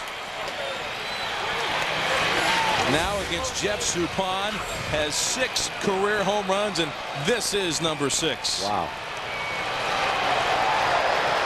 What a classic swing that is. And over the out-of-town board into the front row of the seats in left center field. Raffy makes a bid for an opposite field home run, but it's going to drift foul and back into the seats for strike 1. So Alex now at 17 homers and a major league leading 52 RBIs. There was a stretch there for A-Rod where he hit only 2 home runs from May 2nd until May 22nd, and they came in 1 game against the Tigers. Since then, he has homered 5 times. And he's done the 5 home runs for Texas in the last 7 games. And it is his 4th multiple home run game as he makes a bid for another 3-homer night. Well, certainly feeling good at the plate and being in a good streak contributes to that. The other thing that contributes to it is seeing some good pitches to hit. Alex had the career year last year, and he's on pace in one category and ahead in the other. Pretty impressive. We talk about a guy that is steady. Look at that. That is amazing. That's unbelievable. Sammy Sosa hit his 19th home run today for the Cubs in a losing cause against the Astros. Lance Berkman did not have any RBIs in that game. So weak ground ball up the middle. With the overshift, though, Palmeiro is going to be aboard as Fabulous can't get to it. And Raffy is 2 for 3 tonight. Well, in addition to being in a good streak, you have to get good pitches to hit. And that streak that Alex had with only 2 home runs. A lot of people would be happy to have 2 home runs during that time period. But you can go for a long time without getting anything to hit, especially when you're the only guy in the lineup that's swinging the bat well. And there's some times when Raffy was out of the lineup, Juan was hurt, and you could pitch around Alex. Well, now it's a little different story. You've got Raffy swinging the bat well, Juan behind Raffy. And as a consequence, I don't think it's a coincidence, Alex has seen some better pitches to hit, and he's taken advantage of it. He's had 1 3-homer game in his career. And that was in April of 2000 against the Blue Jays as a member of the Mariners. There's a pop-up on the right side from Juan, and Mike Sweeney will have the play right behind first base in foul territory for the first out of the inning. And Carl Everett will now bat. And you see the right-hander loosening up. Brad Voiles, just recently called up by Kansas City. Voiles, I believe, is a closer in the minor leagues, a hard-throwing young prospect. Suppan has been so consistent this year for the Royals. He's had only 1 really bad start. That was on May 4th against Baltimore. They would always know what they would get from Suppan, but tonight he's down 5-1. The Rangers have capitalized as Carl Everett takes ball 1 outside. He's usually given them at least 6 innings. He has logged some 73 innings so far this year as play began tonight. And he was right on the cusp of the league's best in that category. 1 ball and 1 strike on Carl, who's 0 for 2 tonight. Well, the Rangers won that game on Wednesday night in dramatic fashion. Just Getting the lead, losing it, battling back, grinding it out. And the emotional win in the bottom of the ninth inning, then the off day. And maybe sometimes you say you want to keep playing and keep the momentum. Everett slams one hard into left center field. Tucker giving chase. It just misses a home run by a couple of feet. Palmeiro can get only as far as third base with that bad leg. Everett, though, with an impressive opposite field double. His 4th two-base hit of the year. The Rangers are threatening for more with runners at second and third and one out as Todd Green comes to the plate. Yeah, any other time Rafi scores easily on that ball. You could see the ball was going to fall in, and so you don't have to wait at first base. But Rafi really limping on that leg, especially with one out. Gets held at third by Steve Smith. You know the ball's going to fall. It bounces away from the left fielder Tucker. Beltran has to come over and get the ball. But because of Rafi's leg, he ends up at third base. Well, Jeff Suppan knocked out of this game in the 5th inning. He just goes 4 1/3. Tony Pena trying to be encouraging to Suppan. Got the entire infield there, but he has to make the move. And Brad Voiles will come on. Carl Everett, the last man he faced. Texas leading here in the bottom of the 5th, 5-1. We'll be back to the ballpark right after this.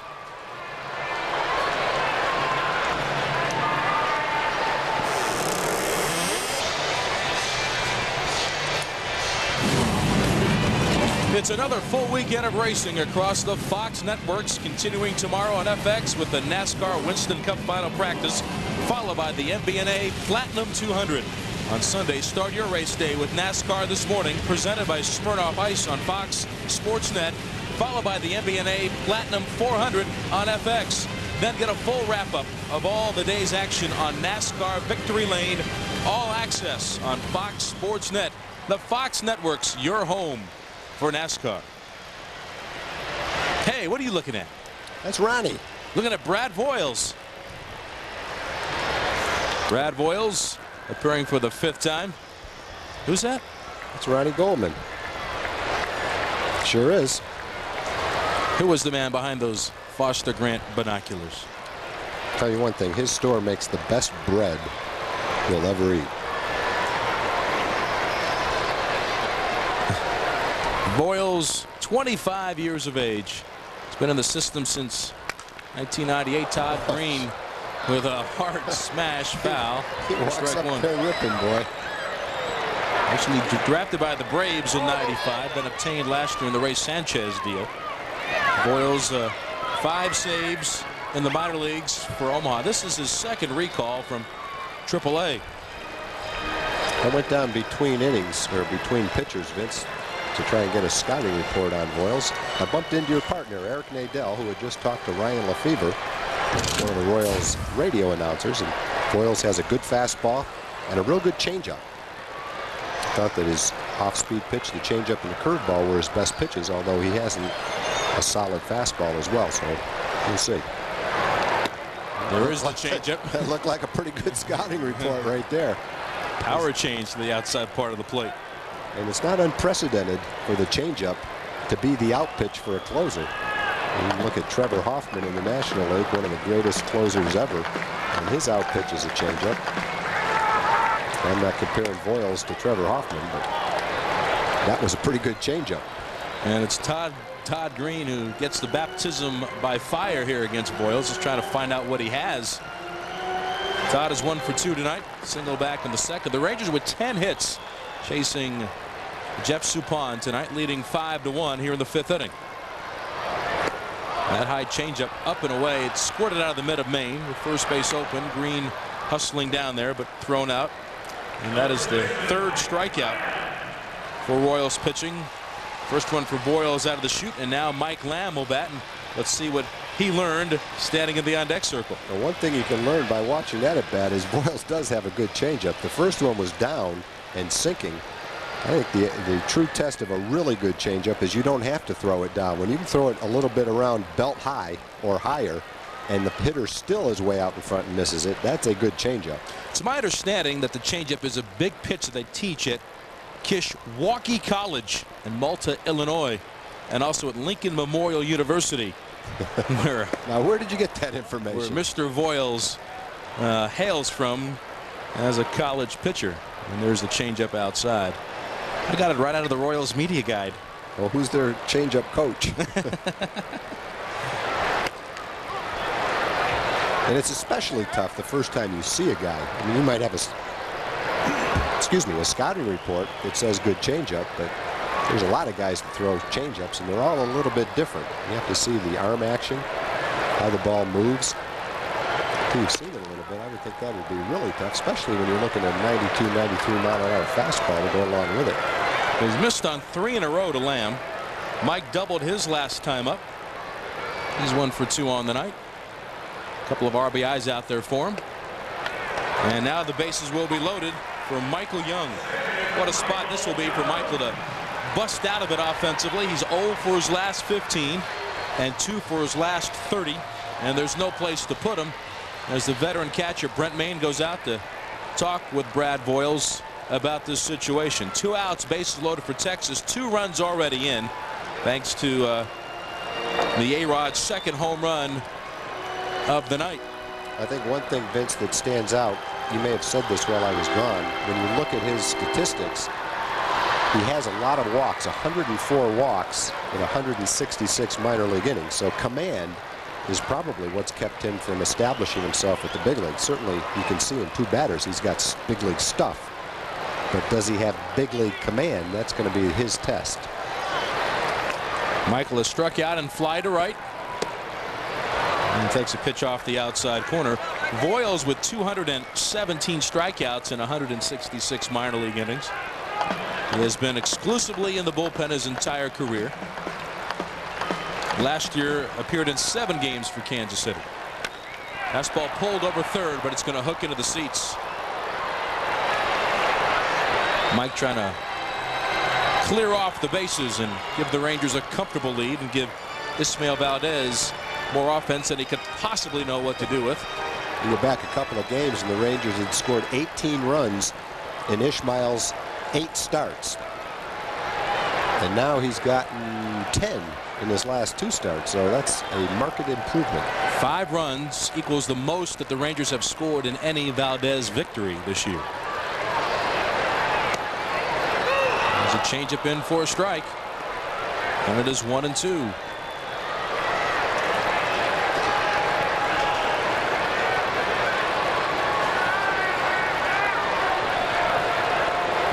Michael has done a respectable job with runners in scoring position this year, hitting around 280. He was batting first and second earlier this year, now hitting 9th. Watches that fastball miss outside. 2 balls and 2 strikes. He's the 8th man to bat in the inning. Jeff Suppan left after Carl Everett doubled high off the wall in left center field. Voiles struck out Green but walked Lamb to fill the bases. Changeup bounced towards short. Perez gets the hop on the second. The inning is over.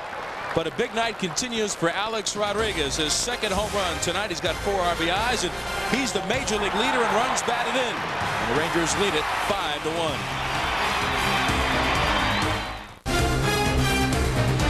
Texas Rangers baseball on Fox Sports Net is brought to you by Southwest Airlines, bringing people together with low fares.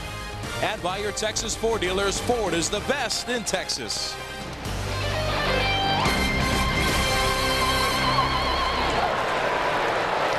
5-1 Rangers, and Valdez going to work against Carlos Fables. Fables tonight, a couple of fly balls to Gabe Kapler in center field.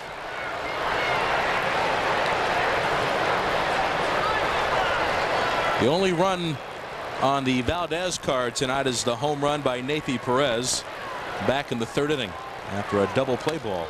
High chopper to Izzy. He's got it. Sends it over to Mike Lamb for the out.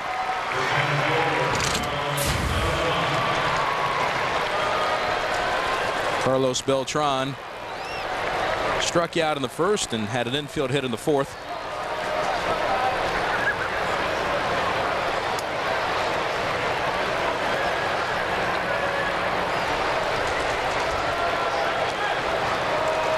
Beltran bats and takes ball 1 outside. We've heap glowing praise on Beltran, who's at the plate. And we've also talked about Jermaine Dye and Johnny Damon at tag. Do we talk about Carlos Beltran in that same kind of sense, from the standpoint, will he be a Royal very long? He's under their control still, but will they be able to keep him in center field? Well, that's a good point. This is his 4th year, so he's got 2 more years before he can be a free agent. If he puts up some pretty big numbers this year, he's going to command a pretty good salary based on his first 3 years. A couple of years with 100 RBIs, 27 home runs last year, 30 stolen bases. If he puts up a similar type year, I'm sure he'll be the kind of guy they'll want to make a long-term commitment to. But the other side of that is, how much can they afford in the way of salary? Sweeney, I believe, is making $11 million or thereabouts. To tie up Beltran for 4 or 5 years, I don't know exactly what the going rate would be, but it'll be many millions. And can they afford to tie up 2 players for a lot of money? That's a situation they're going to have to look into. And the other side, Vince, is whether Beltran wants to do it anyway. There's a bounce at her first. Lamb has got it. And there are 2 outs. We talked about the Rangers' inaugural Texas Golf Classic. Well, Kenny Rogers' team won it, but Dave Burba provided a lot of excitement with a golfer's dream at Tour 18 in Flower Mound. It's in the hole. It's in the hole. So I did it better yesterday, but I was a little more excited about it. But it was you know, thrill of a lifetime. Dave Burba with a hole-in-one yesterday on the 17th hole at Tour 18, which is part of the Amen Corner, the 3 holes from the Augusta course, the par 3 there. And that is one kind of tough little green, let me tell you. And how about that?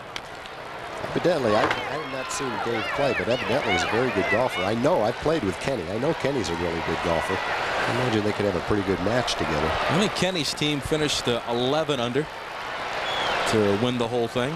And for his troubles for getting that hole-in-one, here's Kenny. Doesn't have a baseball in his hand yet tonight. At least we haven't seen it. It's the first time we haven't seen him with it. Did he check his swing in time? He did not. John Shulock with the casual strike call. And in honor of UL Washington, John Shulock, the first base umpire, has got the official UL Washington toothpick going behind first base. UL and Sad Sam Jones. Remember him? He used to have one too. Chewing gum and with a toothpick at the same time. Pretty good, John. 0-2 pitch. Hit in the air but foul behind third base. He made that call on the check swing. Sweeney had his head down. And then when he realized it had been called a strike, he looked up quickly at Shulock, and Shulock nodded his head at him as if to say, if you're looking at me, yes, you did swing. And Sweeney nodded back. Okay. Not arguing. Mike, a soft-spoken guy, except when the Tigers are concerned. He had the big suspension last year and attacked Jeff Weaver. That was a little bit of a mismatch, if I remember. Indeed it was. It also cost him 15 games. 10-game suspension plus another 5 games. Nursing a sore hand. This guy's a member of the all-interview team, though. He's a fabulous person to talk to. Puts a soft liner to Michael Young, and the inning is over. A 1-2-3 shutdown inning for Ismael Valdez. Top of the order, beginning with Gabe Kapler in the bottom of the 6th. 5-1 Texas. Well, it's time once again for the Sonic Slam inning, brought to you by Sonic, where breakfast is served. Tonight's jackpot is worth $300 plus 2 tickets to a Texas Rangers game and dinner for 2 at Sonic Drive-In. Tonight, the Rangers are hitting for Paul Dice from Waxahachie. The Rangers hit a grand slam during the inning. Paul will win $25,000 at any North Texas Sonic restaurant. Gabe tries to bunt his way on and taps it back to the mound. Boyles handles that for the first out. 5-1 Rangers, bottom of the 6th inning. And now Herbert Perry will bat. No bunting in the Sonic Slam inning. Yeah, come on, Gabe. You don't even have a home run yet. No bunting allowed. Gabe did not know, evidently. He didn't want to mess with the Voiles power changeup, apparently. That you go for the fences in this inning. Herbert Perry came close. He doubled in the first. Got hit by a pitch in the 3rd and singled and scored in the 5th. He's gotten on and A-Rod's brought him home. Pretty good strategy. Not bad batting second when that happens. Herbert boosting that batting average up to 324 now. Fastball rising up out of the zone.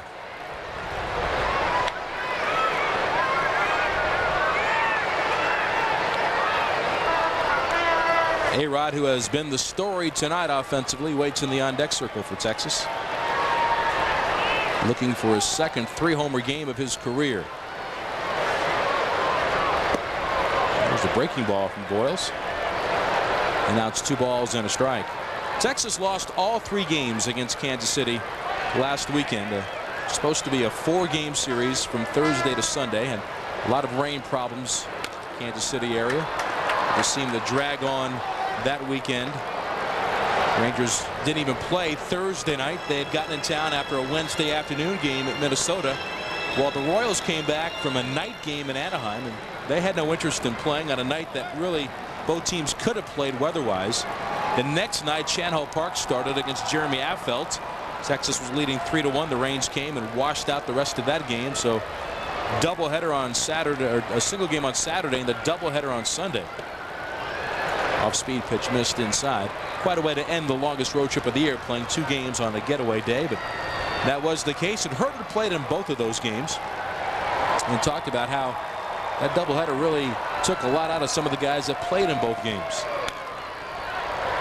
That being himself and Michael Young at second, Juan Gonzalez in right, Alex Rodriguez at shortstop. I believe those are the only ones that played in both games of that doubleheader. Yeah, Herbert was very happy to have the opportunity to play in both games, but on the bus on the way back. And Carl Everett as well. Carl Everett as well. From the airport to the clubhouse, he was hurting. Still hanging in there at 3 balls and 2 strikes. Steve Smith with a nifty play. I got it. They actually threw me the ball. He wants to high-five everybody in the ballpark. See, it is a real baseball. It is. It is. Baseball brings incredible joy to people. Hey, his buddy's already got one. He's probably chirping at him all night, and Smitty wanted to even up that card. Now everybody's got one. Let's be friends. We'll do it again at 3-2.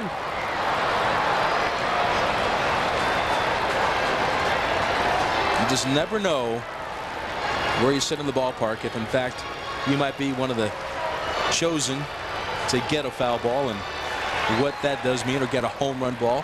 Probably the best spot, I would have to say, is to be a young kid about 10 years old in the front row closest to the third base coach. They tend to get balls and toss them in that direction, and if you're a youngster, they definitely will toss it in your direction. One final tip: wearing a Ranger cap or jersey goes a long way toward getting that baseball. This one's going to stay in play for Mark Quinn. Toward the line, reaching for the padded wall. Didn't really get all the way that close. And now here comes A-Rod. And we'll see if Alex steps into the history books here. His last and his only 3-homer game was in April of 2000. Here are the 2 home runs tonight. You mentioned, Vince, on the first one how he missed the target, Supan. They wanted it in, it ended up away, and Alex gets that extension. The next one they wanted away, and it comes back over the plate, and Alex wasted both of them. And Supan has had a terrific season, and he's an excellent pitcher. He just made a couple of mistakes to Alex Rodriguez, who's swinging the bat very well tonight. Both times he was able to hit a home run. 258 career home runs now for Alex, and he's down in the count 0-2. He was down in the count in both of his at-bats in the first and fifth, and swung at the first pitch and put it in play in the third inning. Alex is ahead of last year's RBI pace for him. Couldn't get that fastball, and he goes down on strikes. For the first time tonight, the Royals retire Texas 1-2-3. Still plenty to smile about for A-Rod and the Rangers as Ismael Valdez goes to the mound to start the 7th, leading 5-1.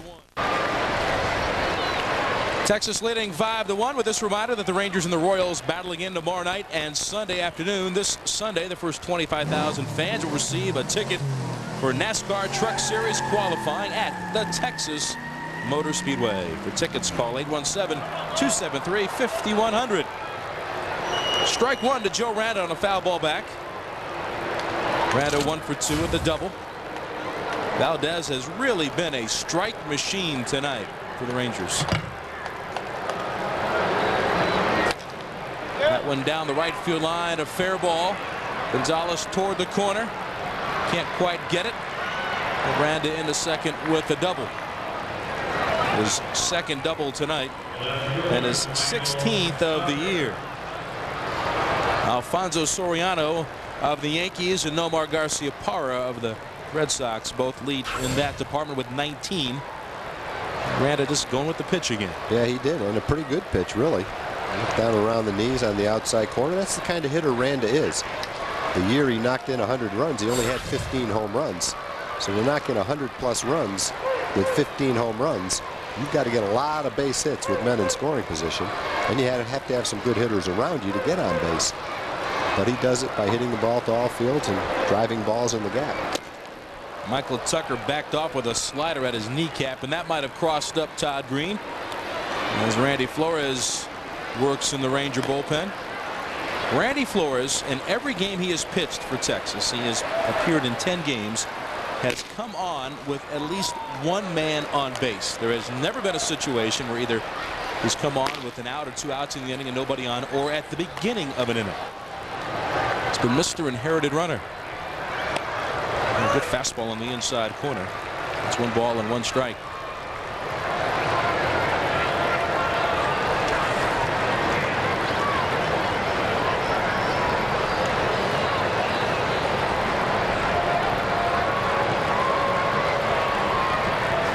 Speed pitch in the dirt. Michael Tucker, as we mentioned earlier, a #1 pick in 1992 by the Royals. The draft is right around the corner. It'll be Tuesday, the amateur draft. The Rangers picking in the 10 position in the first round, and they don't pick again until the 6th round. In your days when you were in the front office, how much time would you spend with the scouting director and the scouts as they were mapping out their plans? I didn't spend a lot of time because Sandy Johnson was our scouting director, and I viewed Sandy as the best scouting director in baseball. And he put together an excellent scouting staff. And over the 10 years that I was the general manager, the strength of our organization was Sandy Johnson and his scouts. Louis Rosa in Latin America, who signed Pudge Rodriguez, Juan Gonzalez, Sammy Sosa, Wilson Alvarez, Ray Sanchez, Jose Hernandez. The scouts, who had terrific drafts. So I didn't have to spend much time. I had complete confidence that Sandy could do all that stuff much better than I could. Michael Tucker pops out to Michael Young. And now Mark Quinn will bat. But I would be there because I think it's important for the general manager to know the scouts, to support the scouts, to let them know that they're the backbone of any organization.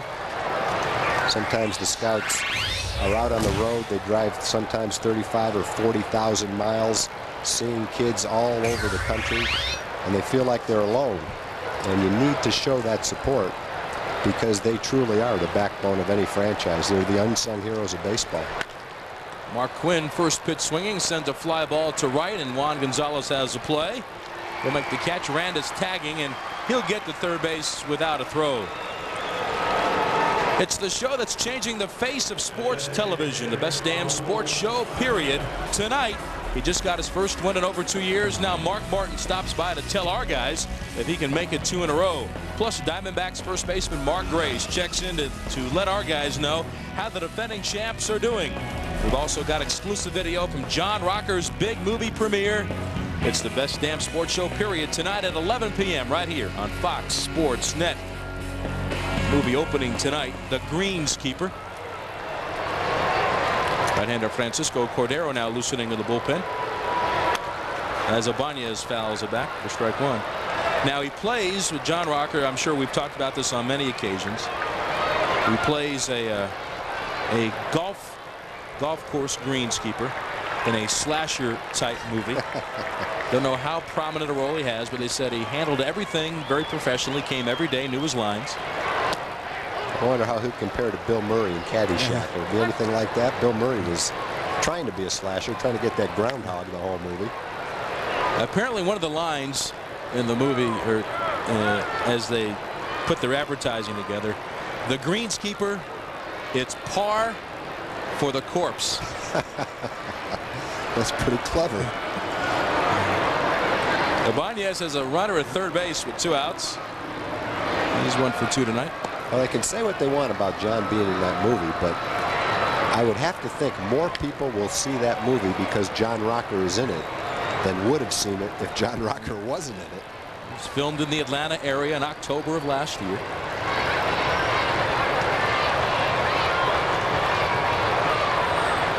John pitching at AAA Oklahoma and pitching well for the Red Hawks. Throwing a lot of strikes, getting a chance to throw multiple innings in games and refine that game to get back to the big leagues. Good breaking ball on the inside corner to Ibanez, and that evens the count at 2-2. John pitched a couple innings last night, struck out 4.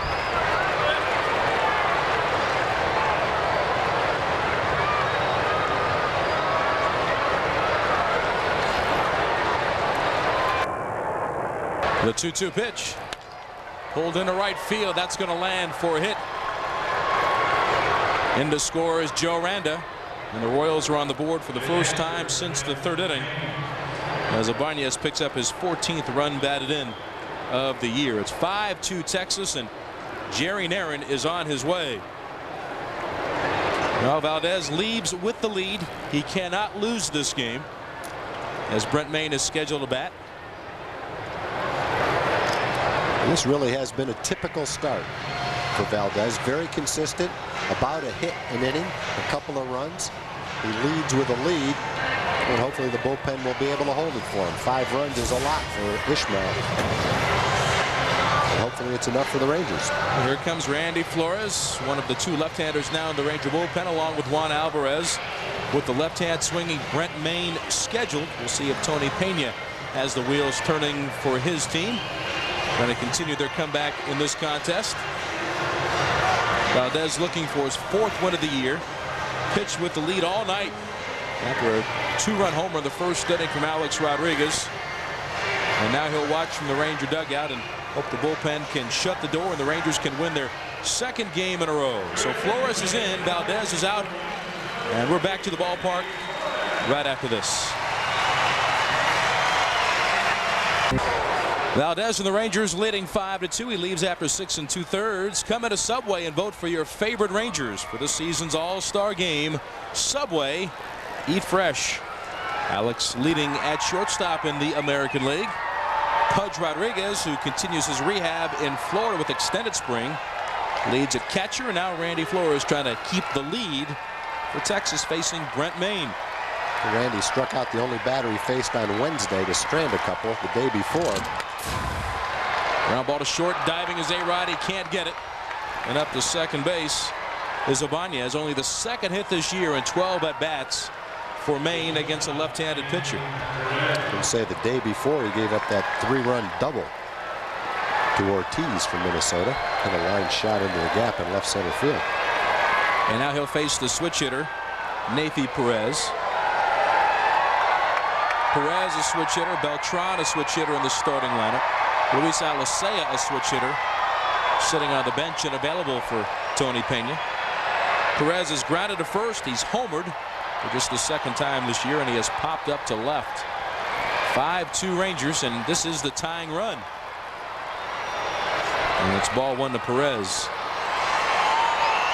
Well, the fans are doing the wave, but Dave Burchett, our director, will not show the wave, and that's been very much supported by the emails and the vote from the fans who supported no show for the wave. Those 2 guys are sitting down. They're not getting up. Kenny's starting tomorrow, and Izzy watching from the bench after leaving with the lead.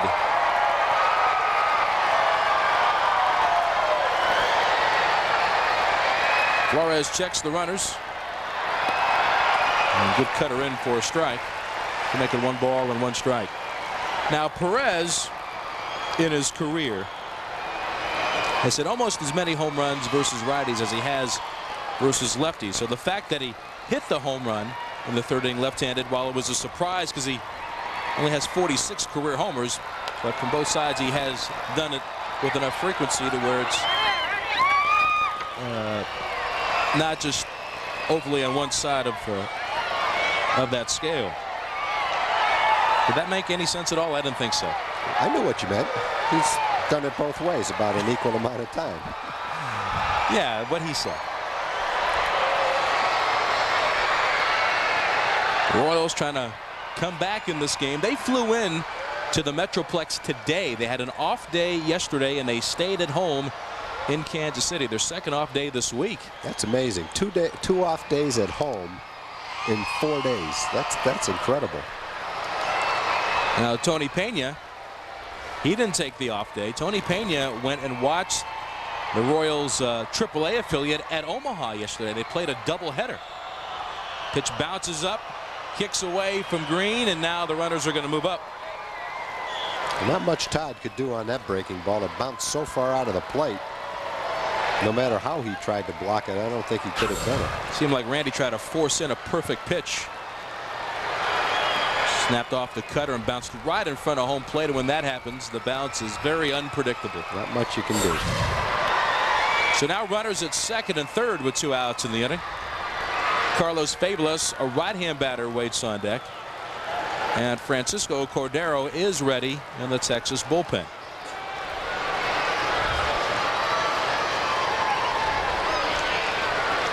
Here comes the 2-2.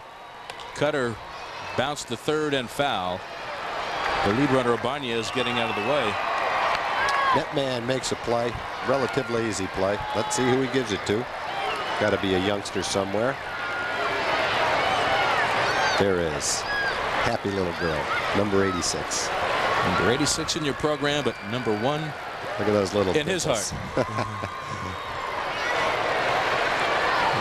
Good hands there, too. Nice catch. Just try not to smile too much. You know, I take that back. Maybe the best place to be as a kid is next to the net man. 2-2 pitch. Swing and a foul. Perez just got enough of it to see another delivery. Well, it's been Valdez and Flores for Texas on the mound. It's been Suppan and Voiles for Kansas City. Even with the 5 runs, Valdez just doesn't feel that comfortable. But the Ranger bullpen has stepped up on many occasions, and hope that is the case tonight. The pitch in the dirt, smothered by Green. Now the 6 2/3 tonight for Valdez is his longest outing since May 9th, when he pitched into the 8th inning against Cleveland. Then he missed a start because of a bad back. I think that May 4th, and then missed the start because of his bad back. His last 4 starts have been away from the ballpark. But tonight pitched well. 3-2 fastball off the plate outside, and suddenly the Royals have got the bases loaded. And here comes Jerry Narin. So Flores not effective tonight, giving up the hit to the left-hand batter. Then Perez walking on the 3-2 pitch. You see the frustration on Randy's face, but now here comes the hard-throwing Francisco Cordero to try to put out this fire. Here comes Coco. Texas leading 5-2.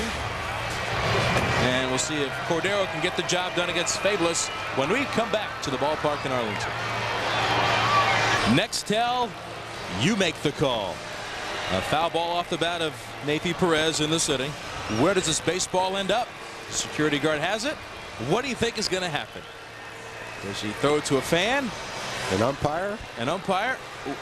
What? Whoops. In fact, you're right. The wrong umpire, though. I think she's throwing it to the home plate umpire. She throws it to Doug Eddings. Don't worry, nobody saw. Except all of us. I thought it was a pretty good throw. Good height, anyway. Direction, need a little work. She hung in there. She hung in there. Francisco definitely needs to hang in there, though, with the bases loaded. No wiggle room here facing Carlos Fabelas. Pumps the fastball off the plate outside, ball 1.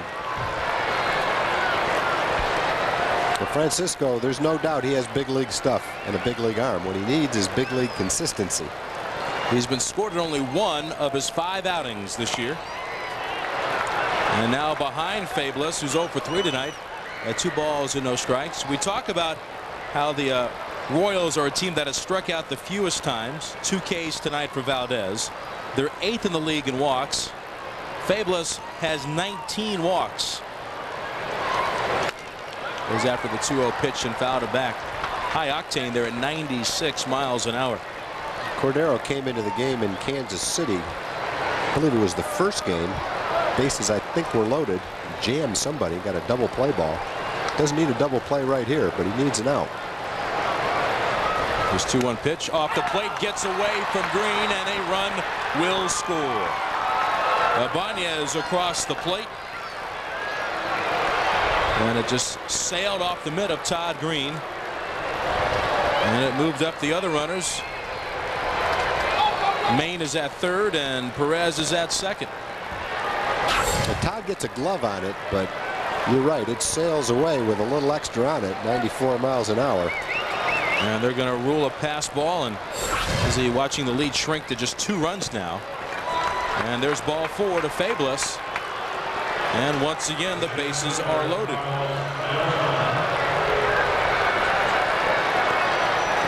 So back-to-back walks by relievers Randy Flores and Coco Cordero. Jamie Quirk now pointing and asking for another reliever to get loose. The book is closed on Valdez. Anthony Telford beginning maybe to start throwing. And the first pitch to Beltran is inside, ball 1. Valdez charged with all 3 runs tonight. He cannot lose the game. He sure would like to win, and so would the Rangers. Beltran, an infield hit back in the 4th inning. He hits it hard and deep down the right field line. Gonzalez watches, and it leaves the ballpark. Carlos Beltran with a grand slam.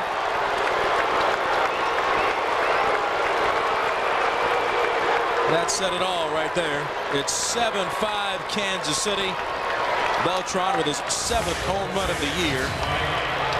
And with 1 swing of the bat, he equals the RBI total of the Rangers shortstop tonight in Alex Rodriguez.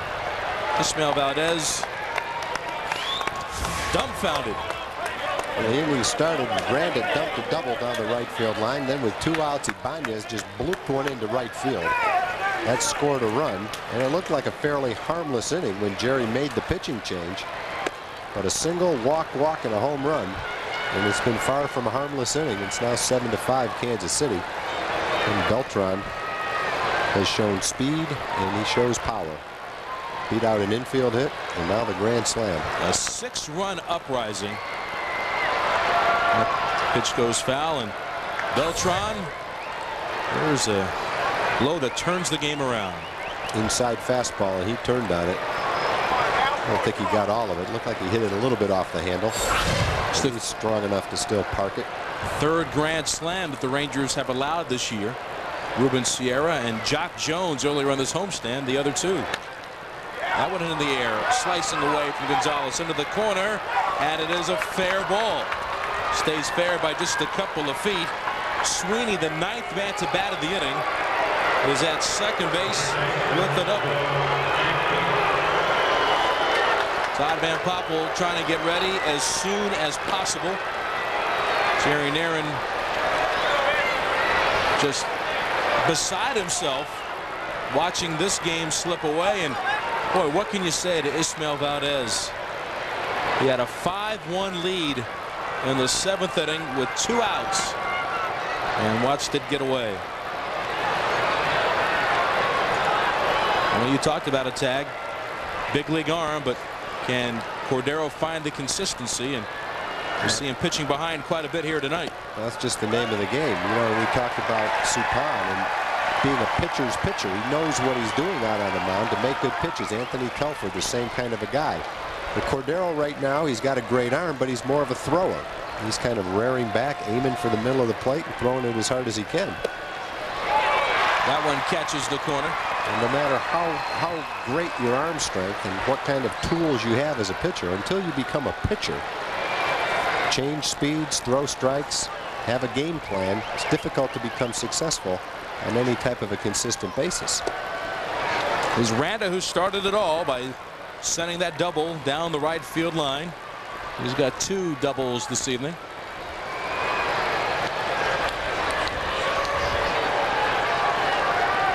He's got a man at second base, and the pitch is low. A full count here. Well, the Rangers earlier on the homestand made a lot of changes to their bullpen. Chris Mahalik, who accepted free agency today. Steve Woodard, don't know yet what his decision will be. And Doug Davis sent back to the minor leagues. As the slider has popped up just below us. And the count is at 3 balls and 2 strikes. Still trying to search and find some help. It was John Rocker who was working the 7th and 8th inning after he lost the closer's role. But he is now back in the minor leagues. Texas still searching for that spot. Pitch is outside, ball 4. And the crowd growing restless here. Jerry Narron has already made 2 pitching changes in the inning. And now Michael Tucker will bat. Yeah, Jerry had 2 guys warmed up. You don't anticipate that you're going to need this many pitchers.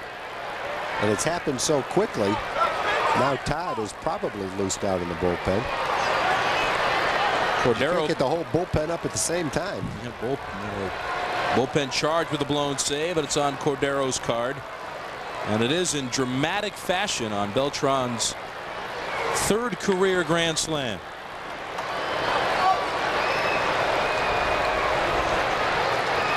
That's the hero of the moment. You see the miles per hour, they're 97, which is impressive. But Cordero not finding the zone to Tucker.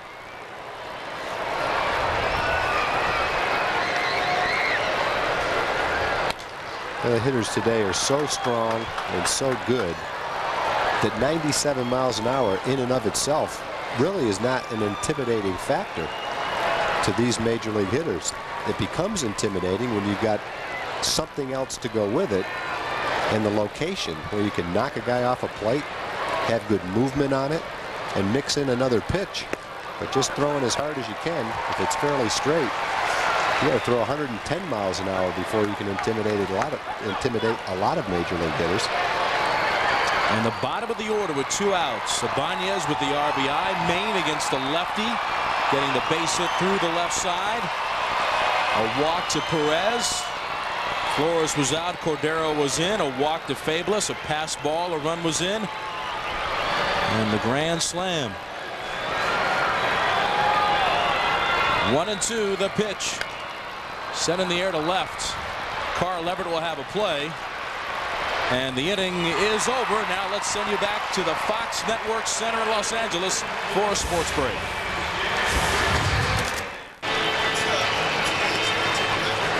Kansas City leading 7-5 as you see our Gatorade game summary.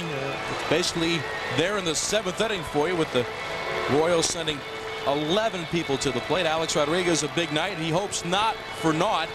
2 homers and 4 RBIs. The majors leading man and runs batted in. And the Royals 6 runs on 5 hits in the 7th inning. So the Rangers for the first time play from behind, and there's a big reason why. Carlos Beltran with that grand slam against Francisco Cordero in the inning. Cordero's fastball turned around, and now here comes Dan Reichert to pitch after Brad Voiles did a nice job not allowing a run in an inning and 2/3 and stranding a couple of inherited runners. Dan Reichert has been a starter in the past. In fact, his first big league victory against the Rangers a couple of years ago, but now you see the numbers. He's made 6 starts this year. This is his 16th appearance overall. He has had a bit of a home run problem with a 2-5 record. See if that can continue. Palmeiro will start things off for Texas. Hard sinker, the big pitch from Reichert, who's 25 years of age. Another former first-round pick of the Royals. That was in '97 at the University of the Pacific.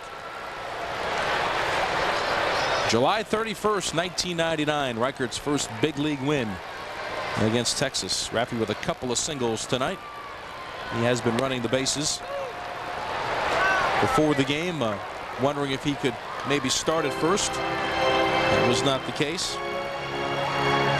He has not scored tonight, but he's gotten into scoring position in 2 of his 3 at-bats. Also had a fly ball to center. The Rangers had to come from behind against Minnesota on Wednesday night. Have to do the same thing tonight.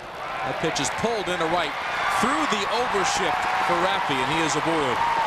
3 infielders on the right side for the Royals, and he still muscled it into right field for his 3rd single tonight. And now Juan Gonzalez, as the tying run, will bat. See if the Rangers can answer the 6th spot put on the top of the 7th inning by Kansas City.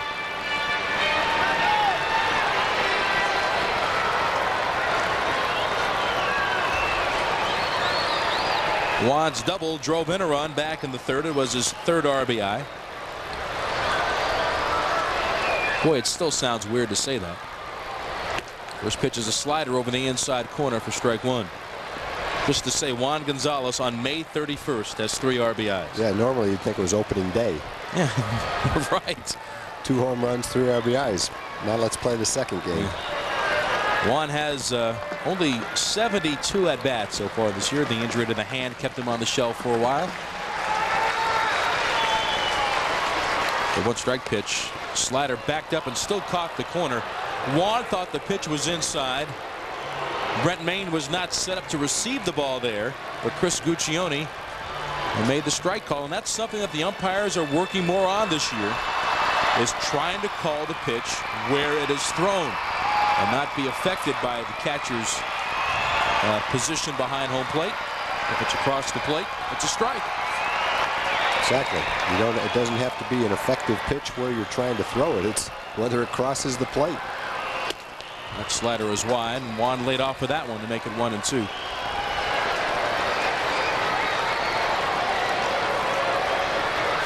Well, the month of April, or rather the month of May, coming to a close tonight. Texas 11-15 in May. Last year they were 8-19 in the month. These things just got away from Texas in a hurry.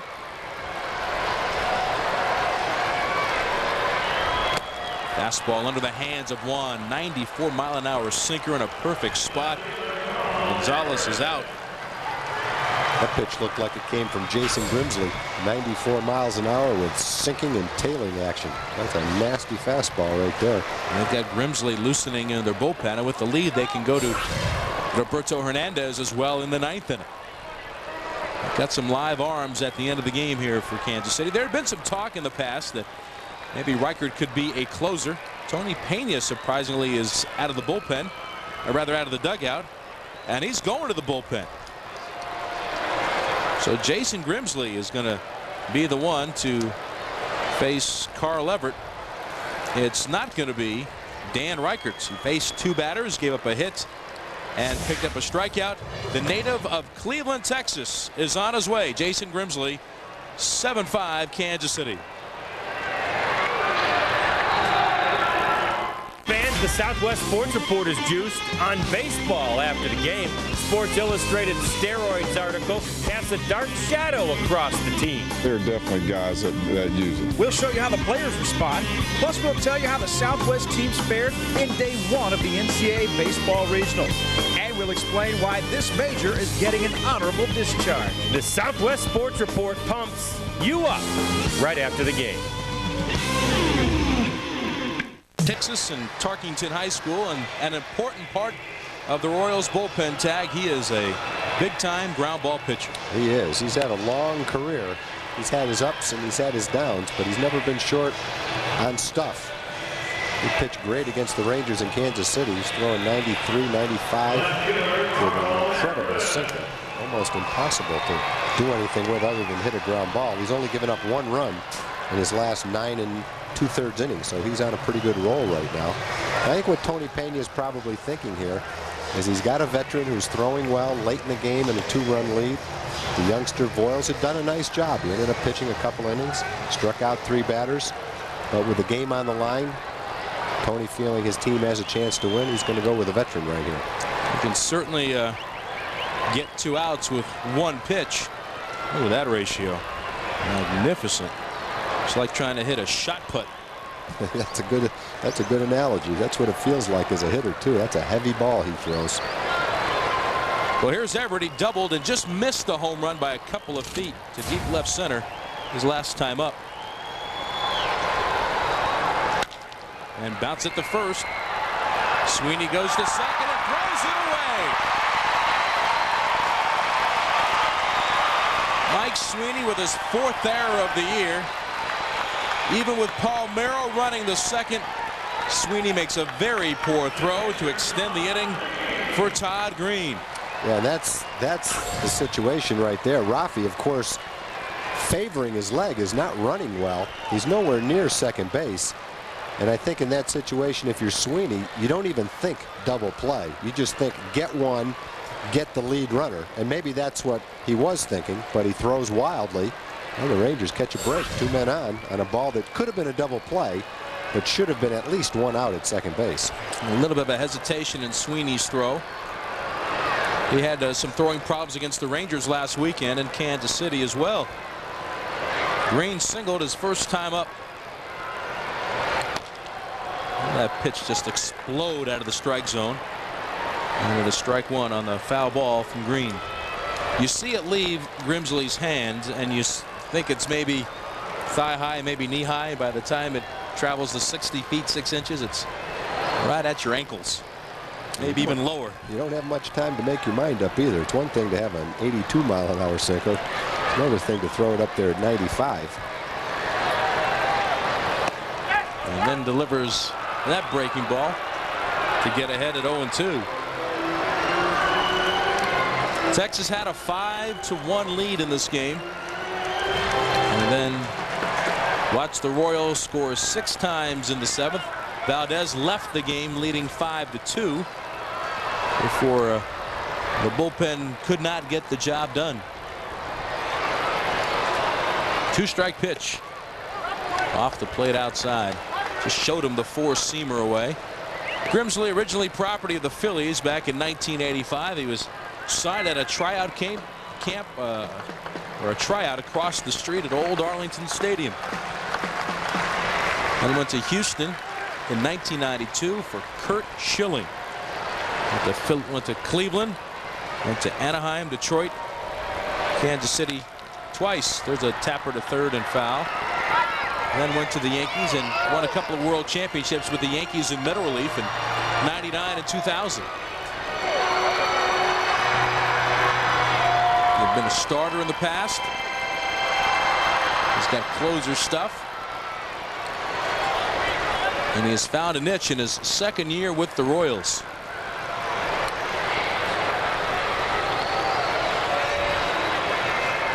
Probably has many family and friends here tonight. Overthrew the slider and it's 2-2. Good at bat so far for Green, hanging in there against the tough Grimsley. 1 out, 2 men on for Texas. Remember earlier tonight, the Royals failed to turn a double play on a bad hop to Nathy Perez that left the door open for Texas to score a run there. That was in the 3rd. See if Texas can make that happen again, as Sweeney's errant throw left the door open maybe for an offensive comeback. Randa's got it. He's got 1. He's got 2.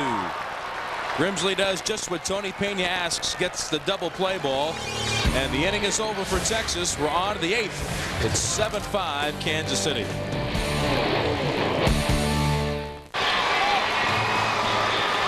Kansas City in front 7-5 with this reminder that you can go to TexasRangers.com, which is the ultimate baseball website. Listen to game day audio, watch highlights direct, play home team challenge, and more exclusively at TexasRangers.com.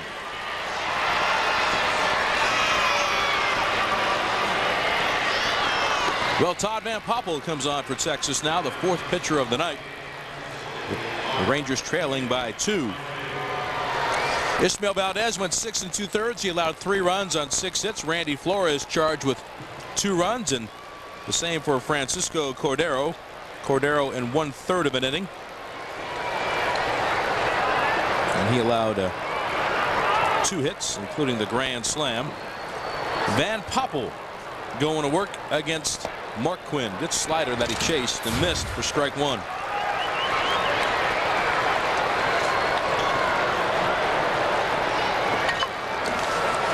Van Poppel appearing for the 17th time. He's been victimized by the long ball lately. There's a ground ball to short. A-Rod has it in time to get Quinn.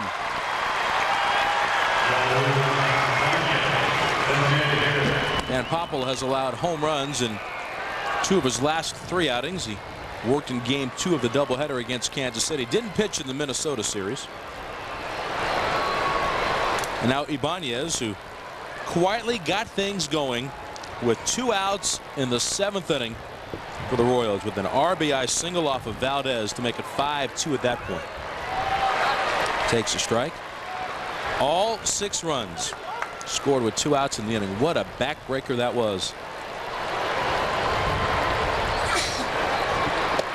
It really was. The Rangers were playing a good ball game. Valdez was cruising, gave up a run, still looked like it was a fairly safe inning, and all of a sudden just turned into a disaster.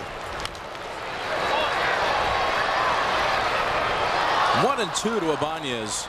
He's been the everyman in the past. He can play a number of positions. Could even catch. Plays the infield and the outfield. We've talked so much about #1 picks tonight for the Royals. This was a guy that was a 36th round pick by Seattle in '92, and he has managed to put together more than 4 years in the big leagues. And he made the Royals last year as a non-roster invitee. One of those guys that always finds himself having to prove himself every year. A solid compliment to a team. Still 2 balls and 2 strikes.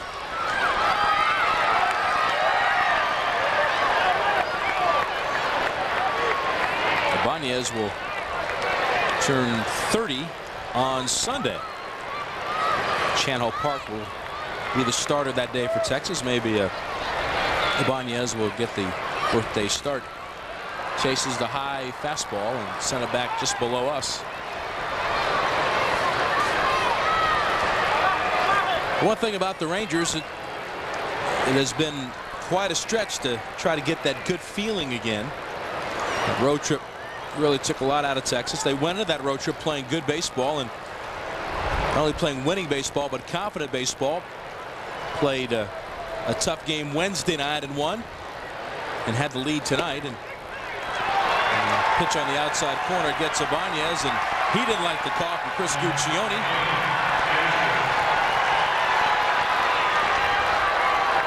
And that's the 2nd out of the inning. Just when you feel like you can try to build some momentum. Well, here's the pitch. Well, if it's a ball, then Todd's glove was outside the corner, because the ball pretty much went right where he held his mitt. Well, the 3rd strikeout tonight against the Royals. Maine had a key at bat as well last inning. Lefty versus lefty, and he hit the first pitch from Flores through the left side for a hit. Swings and misses at the pitch, and it's 0-2. Hit just .206 against lefties last year. Had only 34 at bats against lefties last year. That's why we're looking at maybe somebody else stepping up in that situation. But Tony Pena is staying with the veteran, and he delivered to keep things going. Wonder if Brent Maine was wondering if he needed to look over his shoulder. We talk about how Pena's trying to learn his personnel. Well, I'm sure the personnel is trying to learn Tony Pena. Yeah, and when you're a guy that's used to being platooned, and you're in the on-deck circle, and they bring your left-hand hitter, they bring in a lefty, you don't really want to look. You don't want to show a lack of confidence in yourself, but at the same time, you don't want to stand up there while the other guy's walking up into the on-deck circle to take his swing. So you try to sneak a peek just to see what's on the manager's mind, which he, I'm sure, did, and saw that he was going to be the hitter. Todd Van Poppel settles things down for Texas, delivers a 1-2-3-8. Now back to work for the Ranger offense. They trail the Royals 7-5.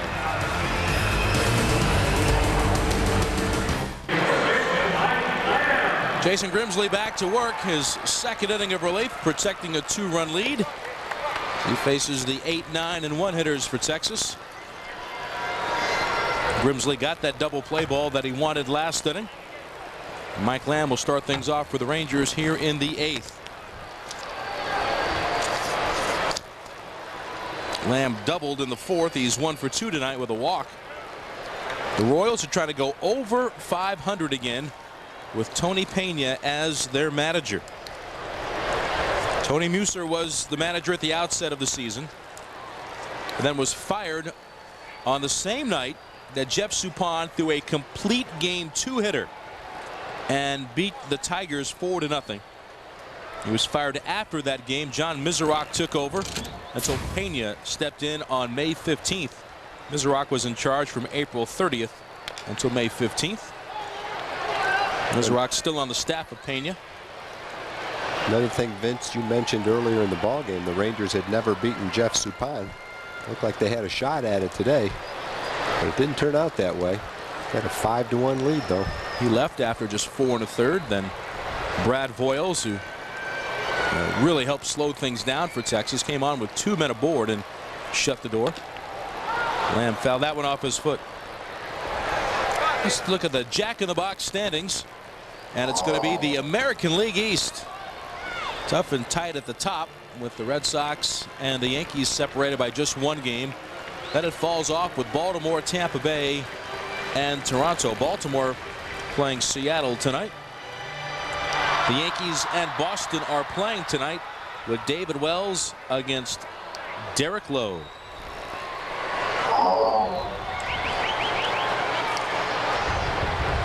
The 0-2. Oh, what a pitch, and Mike Lamb knew it. 96 miles an hour of gas pouring over the outside corner. Let's go to Jim Knox back at the ballpark. Okay, thank you, Vince. As you mentioned, Jason Grimsley grew up in Cleveland, Texas, so it's a family affair when Jason comes to town with the Royals. On hand, his mother, Judy, his nice wife, Dana, and, of course, Rain, his little daughter. And how old are you? Rain. Yeah, very nice. Now, Judy, let's talk about 1985. Jason decides to come to Arlington for a trial. What was the first reaction you thought? You're putting me on the spot here. That's been a long time ago. It's hard to remember. We didn't really think that much had come out of it, but we knew he could. He really actually tried out as shortstop. As a shortstop, yeah. And then it actually, and during that tryout camp, college coaches wanted him, but he wanted to go pro. He decided to go pro.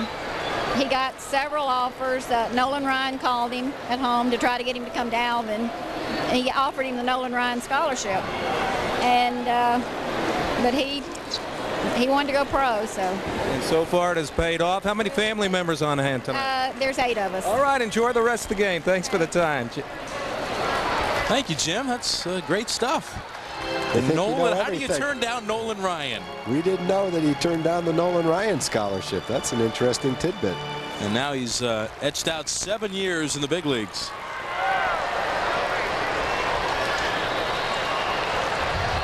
One out and nobody on for Texas, and he's ahead of Young at 1-2. Now 2 balls and 2 strikes.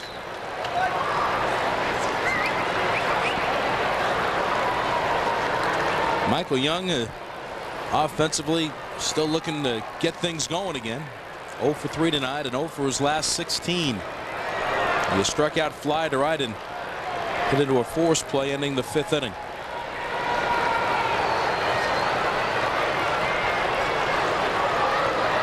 Here comes the 2-2. It's just exploding out of the zone down. 3 balls and 2 strikes. I'm sure there's been a few, but it's hard to remember someone throwing a sinker 94 miles an hour that sinks that much. It's hard to remember somebody turning down Nolan Ryan. That's a good point, too. Jason had some ideas, and hopefully he knew who it was. Obviously, he took the right course. It paid off for him. Fouls one off to the right. He's already got a couple of World Series rings. We talked with Bobby Witt earlier tonight. He signed in '85 as a #1 pick in the big leagues in '86. And he didn't get to the World Series till his last year last year with Arizona. Grimsley was not with the Yankees last year. He appeared in 73 games for Kansas City. Led the team in that department. He was 3rd in the league and had his career best ERA. Oh, we got him to chase it off the outside corner. And down goes Young. Back-to-back Ks for Grimsley. And now here's Gabe Kapler.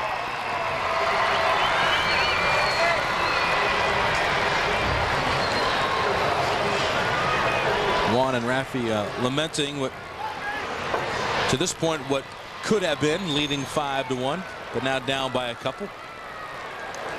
Rafi's been on base 3 times. Juan has driven in a run. Gabe, however, has not been on base tonight. He's 0 for 4 and has not got the ball out of the infield in his 4th consecutive game, batting in the #1 spot.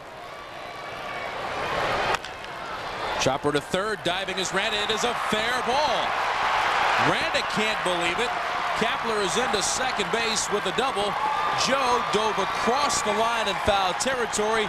He cannot believe the call from the umpire, Doug Eddings. Gabe's 9th double of the year. Well, Randa was way into foul territory. What we couldn't tell from our angle is where the ball was when it went over the bag. It can go as far as you want into foul territory after that, but we should be able to see it here. It looked like a good call. I mean, it's very close. But remember, it's not where it touches Randa's glove. It's where it is when it goes over the bag on a ground ball. Line drive is different, but a ground ball depends where it goes by the bag. And if that was foul, it was foul by less than an inch, and it looked like a fair ball from that angle. Joe Randa saying, "Look at my glove. It doesn't have any chalk on it." Must have dove into foul territory. There it is. You see all the dirt on the back of that black glove. And with all due respect to Randa, it's a little bit easier for the third base umpire, Doug Eddings, to see the ball standing still than it is for Randa, who's diving through the air. All you want is the umpire, in this case Doug Eddings, to be in position. He was. Did he make an authoritative call? He did. And the replay seemed to show that it was the right call. Yep, I think so. Now here's Herb Perry. Slider backs up. This one stayed inside. Grimsley thought he might get that call, but he didn't. He was just off the plate. Herbert with a couple of hits and 3 at-bats tonight. He is the tying run, and with 2 outs, A-Rod is in the on-deck circle, hoping for a chance to bat in the sitting, with Texas down by a couple. Here's A-Rod with the big night already. Now 2 balls and no strikes on Herbert.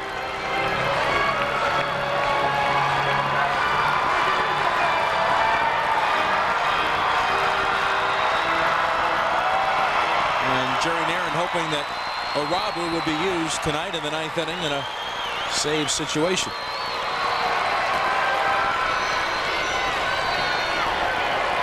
The 2-0. And that pitch ran in so much. Time now for the Texas lottery numbers. Alex Rodriguez in his career against Jason Grimsley has gotten the better of him, including a long ball. Alex has already hit 2 out tonight, connecting twice against Jeff Suppan. 6 career home runs against Suppan. And there is Roberto Hernandez. 2-1 pitch slashed down the right side, but foul. Would have scored Kapler easily from second. Just a couple of feet wide of the line. Hey, how about that conversation you had tonight with Roberto Hernandez? What a nice guy. I've never talked to Roberto, and I was so happy to have the opportunity. He's such a humble guy. And we talked to him about the emotion he showed after his 300th save. And he said all that went through his mind while he was pitching to Carl Everett, which was a rather long at bat, was how hard it was to get to the big leagues, how hard he'd worked to stay in the big leagues, and how grateful he was to have had the career that he had. He was very humble. That was last Friday night when he got his 300th save. Missed the first month of the season with an elbow strain.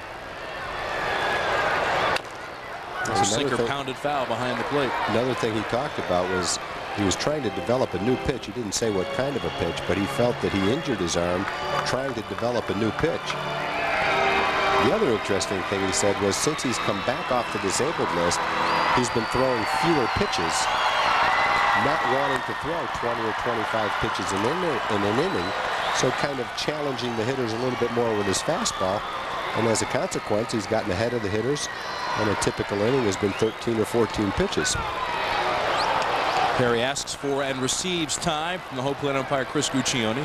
Hernandez made his major league debut back in 1991 against the Royals as a starter, and he had a no-hitter in that game for 6 innings. This before it was broken up by Bill Pacoda.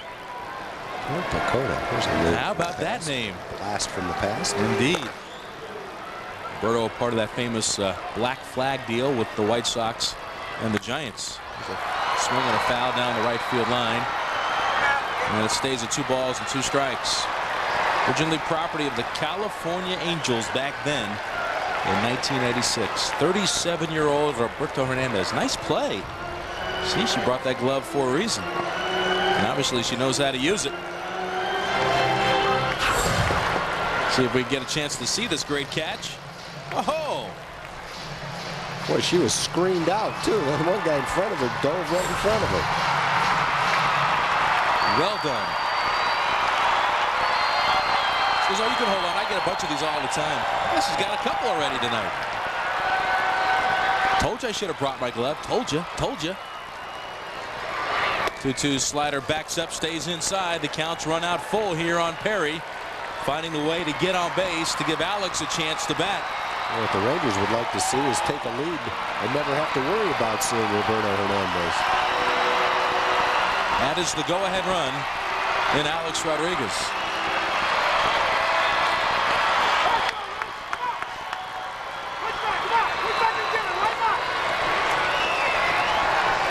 The 3-2 pitch to Perry stays inside. The at-bat continues, rather the inning continues for Alex Rodriguez.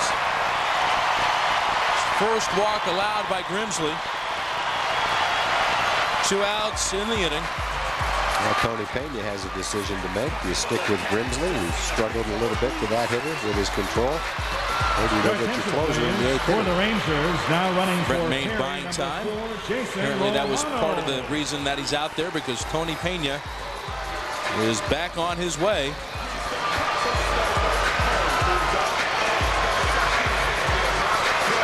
Tony Pena, 13th full-time manager in Royals history, and at 44 years of age, the 3rd youngest full-time manager in Royals history, behind John Wathan and Whitey Herzog. He has made the move. He's asking for the closer in the 8th inning. The gate swings open, and Roberto Hernandez will face Alex Rodriguez, with Texas down 7-5. For Gary Sheffield, Hall of Fame talent has been overshadowed by controversy. Off the field, he reveled in the attention stardom brought, but his reckless lifestyle endangered himself and his family. Beyond the Glory takes you inside the hidden world of sports' biggest stars. Gary Sheffield, Beyond the Glory, presented by Acura, Sunday at 8 p.m. right here on Fox Sports Net.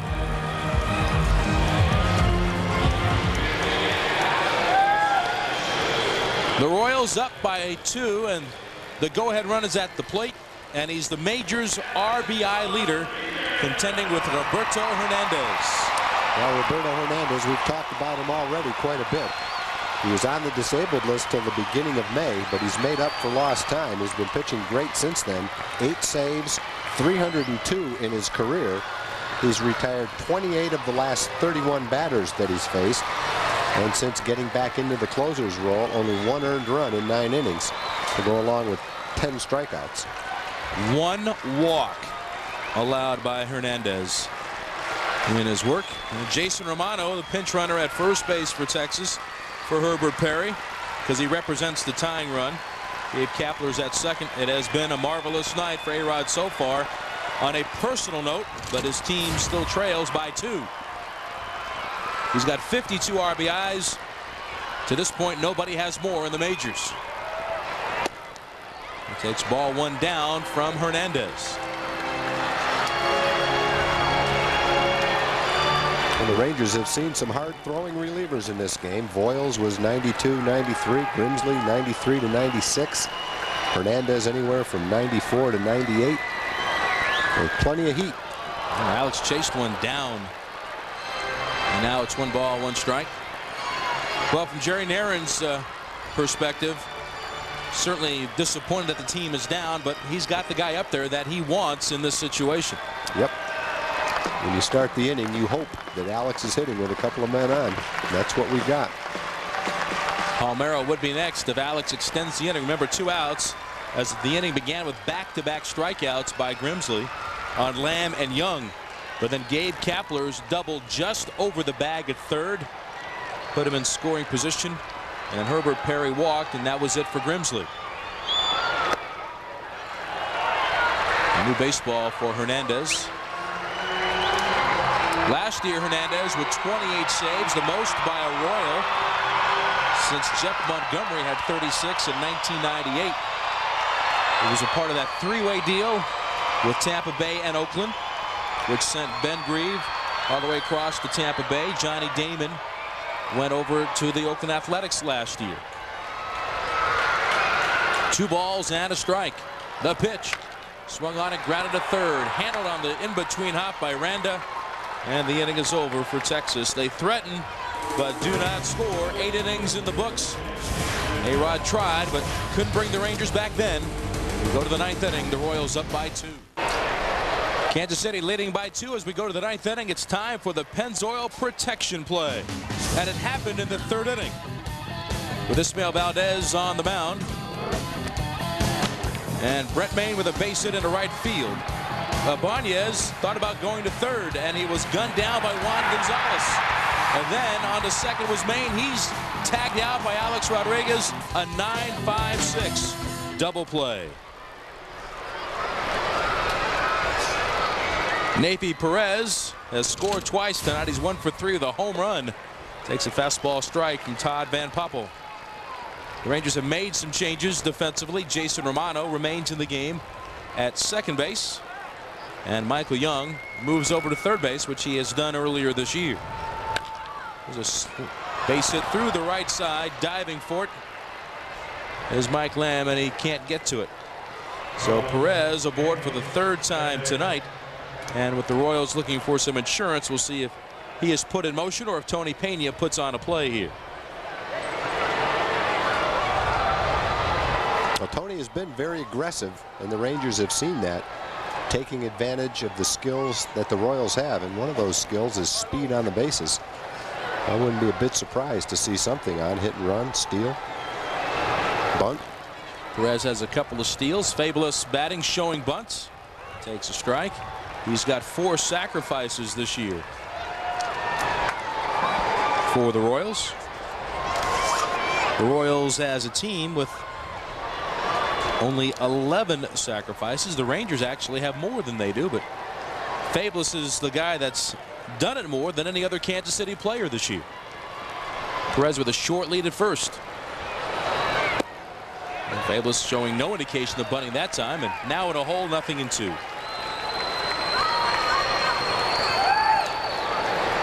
The base hit by Perez was the 12th tonight for Kansas City.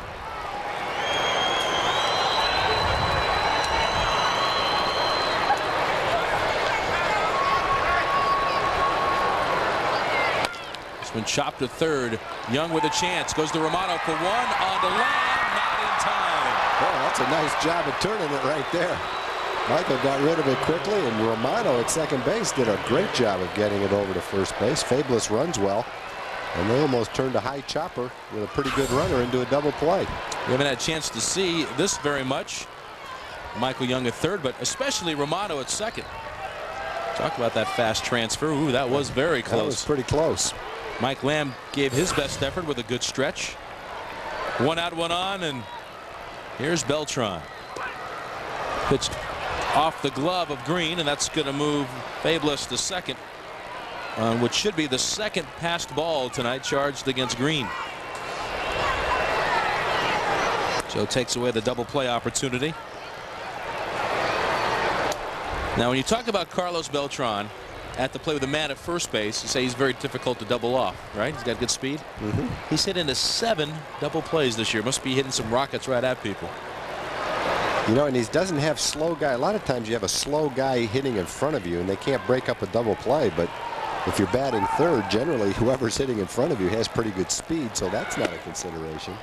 Just must be one of those statistical aberrations that more often than not this year he's hit the ball right at somebody hard to where they could turn a double play.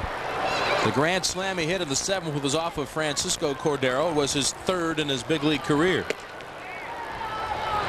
And now the count of 3 balls and no strikes. First base open, down by a couple of runs. If you're pitching around Beltran here to set up the double play and take a crack at Mike Sweeney, that's not exactly an easy thing either. But that's the case. Ball 4 with Beltran aboard. And Sweeney to bat. And Jerry Narron, trying to keep this game close, is going to the bullpen. So Jerry's going to ask for his 5th different pitcher tonight. And it's going to be Anthony Telford. Telford, who did a marvelous job for the Rangers on Wednesday night in a bases loaded situation, hoping for the same magic here in the 9th inning. The Royals leading 7-5. We'll be back to the ballpark right after this. Coming up next, it's the Southwest Sports Report. It's 30 minutes of nightly sports news completely dedicated to teams throughout the Southwest.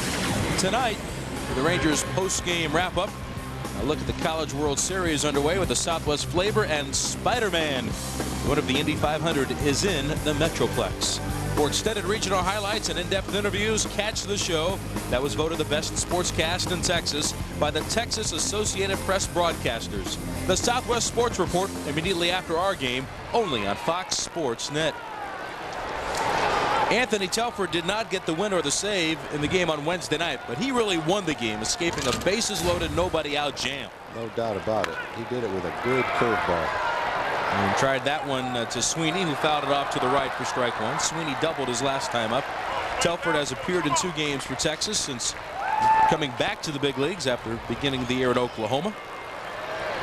Telford came on in the 5th inning. He struck out Denny Hawking and Jock Jones, and he got Christian Guzman on a ground ball to second. The threat was over. The Rangers were down by a run and eventually came back to win it. Maybe he's the good luck charm. The pitch. Well, you're right about that being the key point in the game. That game is over if he doesn't do his job for all practical purposes. But he really has a good idea. You know, he's a veteran guy. He's been around. And he's had a couple of good seasons in the big leagues. He's not intimidated by the situation or the hitter because he's got a good assortment of pitches to use to get him out with. Best pitch is his curveball. Fastball to the outside corner. Sweeney thought it was a bit wide, but now he's down to the count 1-2. Trying to plead his case a little bit with Chris Guccione. You know, Telford threw the ball well enough to make the team in spring training, but there were just so many arms that were there. And I guess on the depth chart, as he was coming back from shoulder surgery, they just felt they needed to go in another direction. He has almost gotten all the velocity back. There's that curveball, and it's going to get him an out as Lamb comes in foul territory to make the catch. Well, the tough Mike Sweeney, who came into the game 2nd in the league in batting average, is retired. And now Joe Randa, who has a knack for driving in runs, will be coming to the plate. Telford and Green talking over this situation. Most of Anthony's work in the big leagues was with the Montreal Expos, a guy that was durable. He would throw 70 or more games a year. Broken originally with Baltimore. Randa has doubled twice. He has scored a run. He walked his last time up. Good fastball to the outside corner. Randa, 300 lifetime hitter with men in scoring position. Trying to add that insurance run here for Kansas City. Texas with just 3 more swings of the bat against Roberto Hernandez in the bottom of the 9th. 0-1 pitch off the plate with the slider. Randa in the mix again tonight. Kenny Rogers for Texas tomorrow against Darrell May.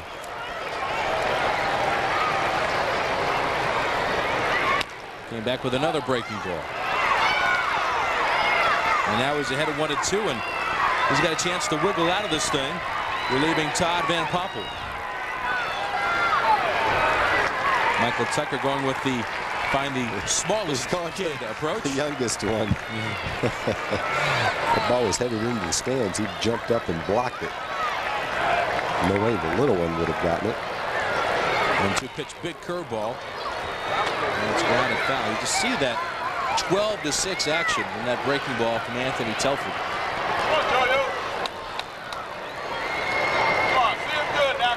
Randa a little upset that he couldn't steer that ball fair. Maybe thought he had a pitch that he could do something with.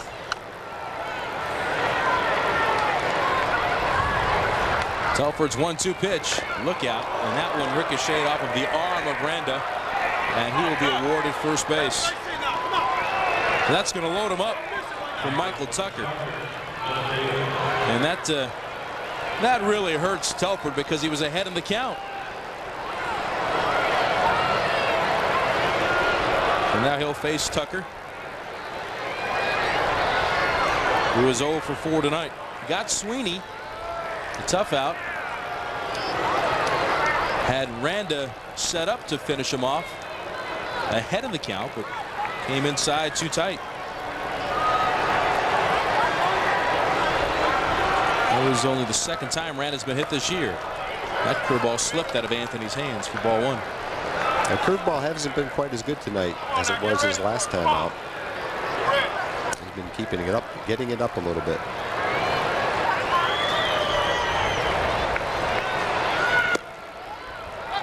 There's no margin for error here with the bases loaded for Kansas City. The bases loaded without the benefit of a hit. A forced play and a couple of walks. Could have an inning opening single by Perez, but he was erased on a ground ball to third on a forced play at second. And now it's 3 balls and no strikes.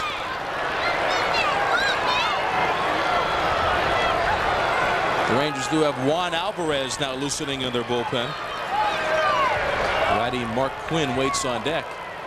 Here comes the 3-0, and it's on the inside corner. A reaction by Tucker, who has never been on base against Anthony Telford. At least not a hit. It's 0 for 10 with 5 strikeouts. That one's sent in the air to right center field, and it should end the inning. Juan Gonzalez in position. He'll make the catch, and that's it for the Royals in the 9th. Telford gets the job done. 3 outs to work with Palmeiro, Gonzalez, and Everett. Texas down by 2. Texas Rangers baseball on Fox Sports Net has been brought to you by Southwest Airlines, bringing people together with low fares. And by your Texas Dodge dealers. Get somewhere. Grab life by the horns. Roberto Hernandez has not blown a save this year. He is 8 for 8. And he has recorded a save in 17 consecutive opportunities. He's protecting a 2-run lead, but he faces the middle of the Ranger lineup of Palmeiro, Gonzalez, and Everett. And if it gets any further, Todd Green, who was a hero Wednesday night. Hernandez got A-Rod on a ground ball to end the 8th inning with 2 men on. Raffy with 3 hits and 4 at-bats, all singles.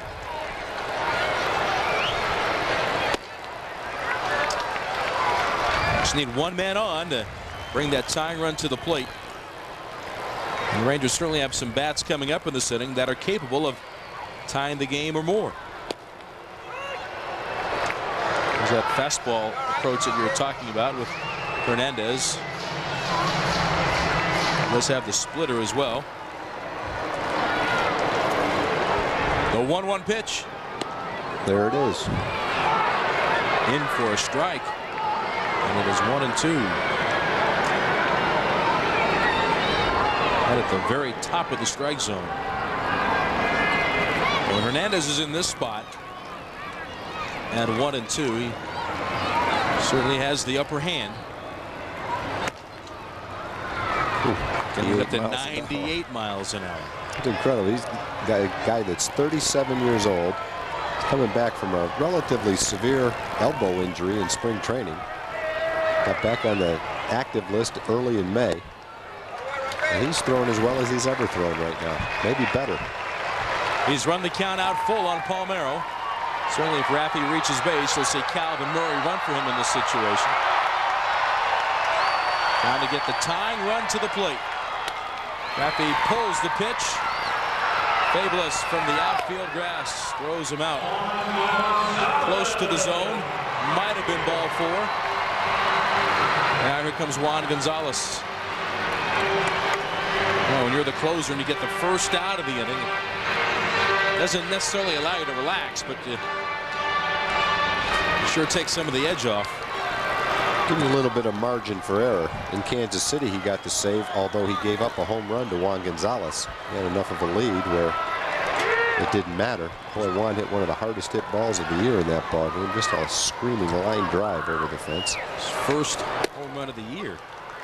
The ball, if it got 15 feet in the air, would have been a lot. And there's the deep left center field. Juan tonight with an RBI double back in the 3rd.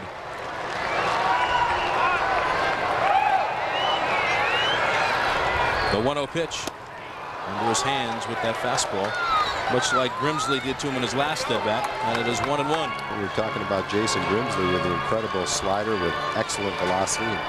Hernandez showing excellent movement on his fastball and even better velocity. Juan only 5 hits against Hernandez.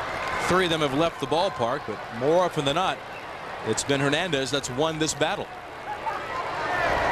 The 1-1 pitch. Same spot, same velocity, same result. And he's ahead in the count 1-2. There's been some uncomfortable at bats the last 3 or 4 innings. All 3 of the A's relievers have been throwing hard, good movement on their pitches. Not easy at bats.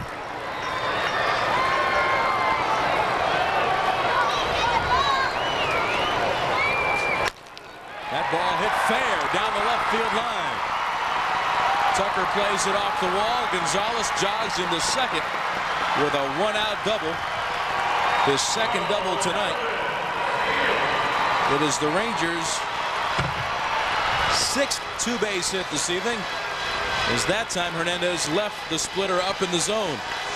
He threw some very effective fastballs to get ahead in the count.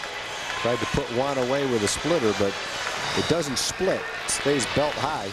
Juan's out in front of it. Finds the hole down the left field line, so the Rangers still hanging in there. Now Carl Leverett, who is 1 for 4 tonight. He is the tying run. One right after that first pitch fastball. Couldn't quite get enough of it.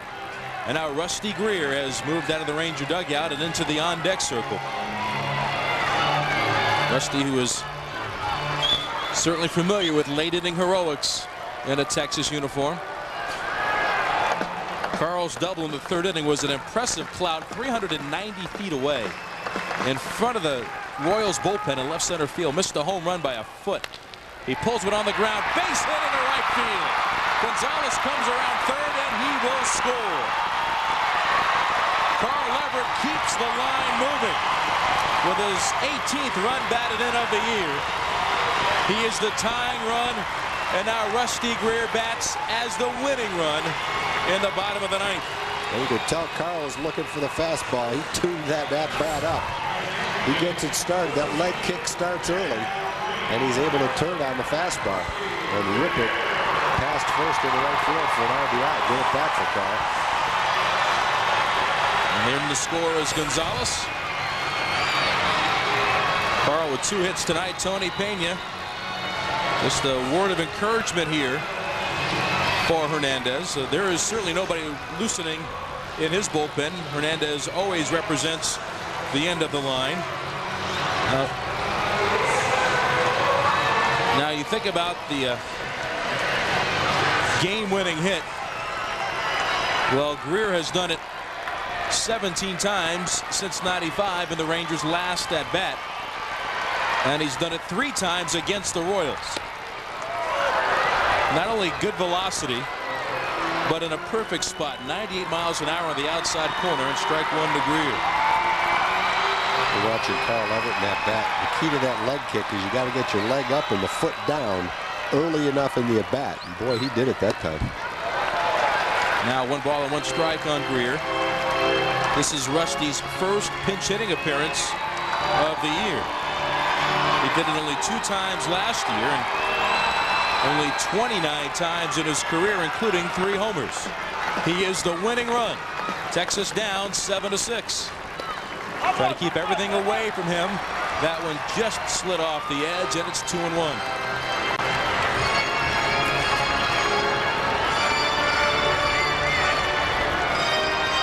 Rusty didn't play Wednesday night. Had yesterday off as well.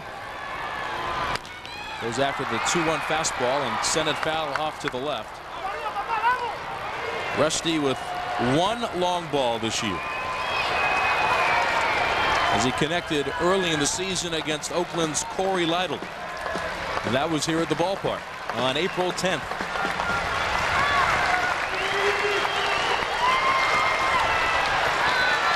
The 2-2 on the way. Out off again. Greer in late inning heroics against the Royals has been a good match in the past. The last time he delivered one of these game-winning hits was in August of 2000 against Toronto. That shows you a clutch hitter right there, getting 8 RBIs and a batting average of better than 300 after the 7th inning. 2-2 slapped over third. Fair ball into the left field corner. Everett's to third base. Tucker comes up firing. Here comes Coral. Here comes the throw. He's safe, and we're tied. We're tied at 7 on an RBI double by Rusty Greer.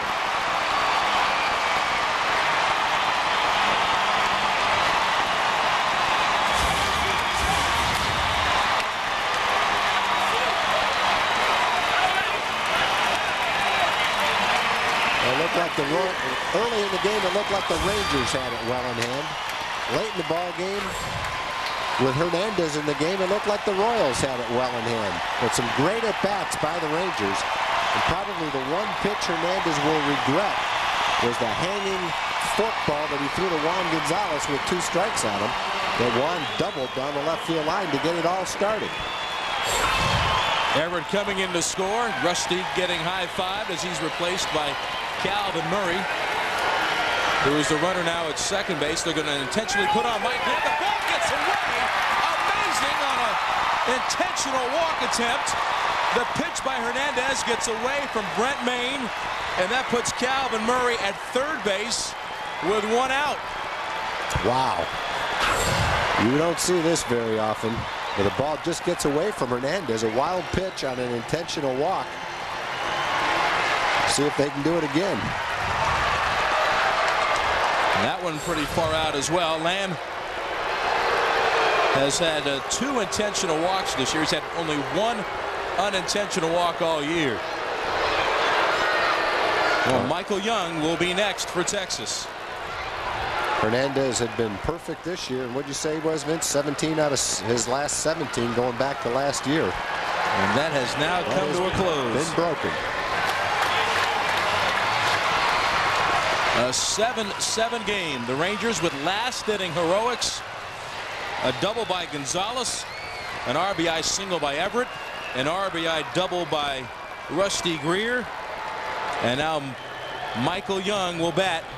But before he does, a one-on-one conversation with the third base coach, Steve Smith, with all sorts of possibilities. With 1 out, the infield has to come in, and so does the outfield. Michael Young can say goodbye to an ofer that has carried 17 at-bats with something to win the game for Texas. He's 0 for 4 tonight.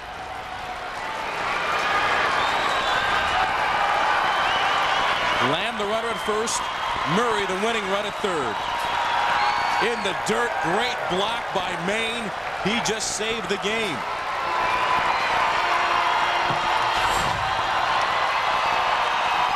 That's not that easy to block that ball either, but he got down and got the glove down. 7-7, bottom of the ninth. The 1-0. Tap foul at the plate. 1 ball and 1 strike. Michael Young's going to step out of the box. Steve Smith looks into the Ranger dugout. And now he puts on his signs. He got good speed at third base. And he'll walk over to Calvin Murray. Squeeze bunt is not out of the question. Gives him the verbal sign. And we'll see what happens. 90 feet away from a 9th inning victory. The 1-1 pitch. It's low. 2 balls and a strike on Young. That Ranger dugout is just waiting, hoping to explode and come out and cheer on Michael Young and the teammates with another last at-bat win. Swung on, bounced to third. They're coming home. Murray's in a rundown. Maine chases him back. He's still alive. A lot of throws. Murray has gotten the runners up to second and third. And now he is out. Actually, Mike Lamb is out because Calvin Murray still occupied third base. So Lamb is out. The Rangers still have better speed at third.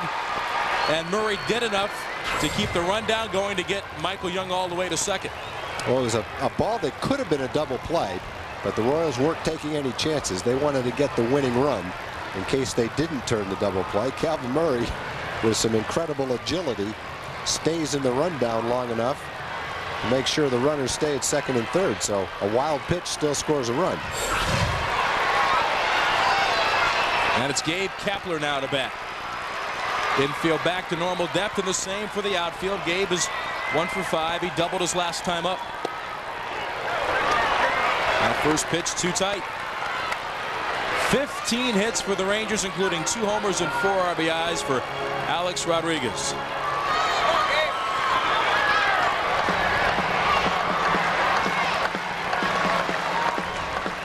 The 1-0. Sent in the air to right field. Not deep enough. Mark Quinn will have a play. But this game moves on.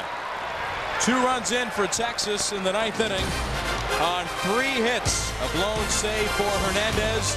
We go to the 10th. All tied at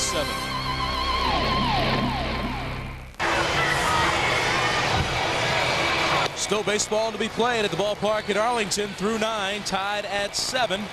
The Rangers are in search of their first extra inning win of 2002, while the Royals the same way. They're 0-1. Roberto Hernandez talking it over with Al Nipper, the pitching coach for Kansas City, on how that inning unwound. The Rangers took advantage of it, and now the Ranger closer on in the tie ball game. Rabu got his 2nd win of the season on Wednesday. He pitched a scoreless 9th. Prior to that, he really had struggled for the first time since he became a closer. He'd given up 5 runs and 5 hits in 1 2/3 innings. Got the blown save in Kansas City. Gave up the 2-run game-winning homer to Joe Randa. Bill Houseman now in the game catching, so a new battery for Texas. And here's Mark Quinn facing Arabu. Bottom third of the Royals lineup. Those are the only changes for Texas. Quinn a bloop single back in the 5th inning in his 4 at-bats. 2 balls and no strikes. And the blown save that Tom was talking about was in game 1 of that doubleheader last Saturday. And Arabu came on with a lead in that game, couldn't hold it. Now he's behind. 3 balls and no strikes. One of the strengths of Arabu has been his control. Only 8 walks in 30 innings. The ability to consistently spot the fastball in the strike zone. And didn't get it. And Arabu, a little bit of a reaction for him. Last pitch looked pretty close. I don't know where that one was. Vespuccioni not giving him the call.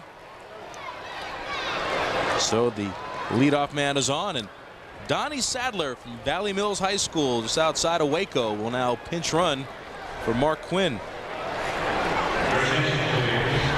Donnie, originally property of the Red Sox organization, has bounced around a little bit, but was with the Royals part of last season and all of this year.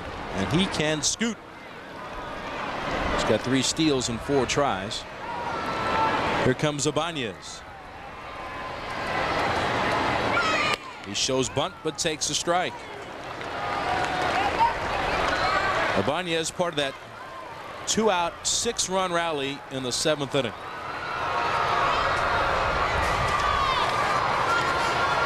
Well, Baltimore has beat Seattle tonight.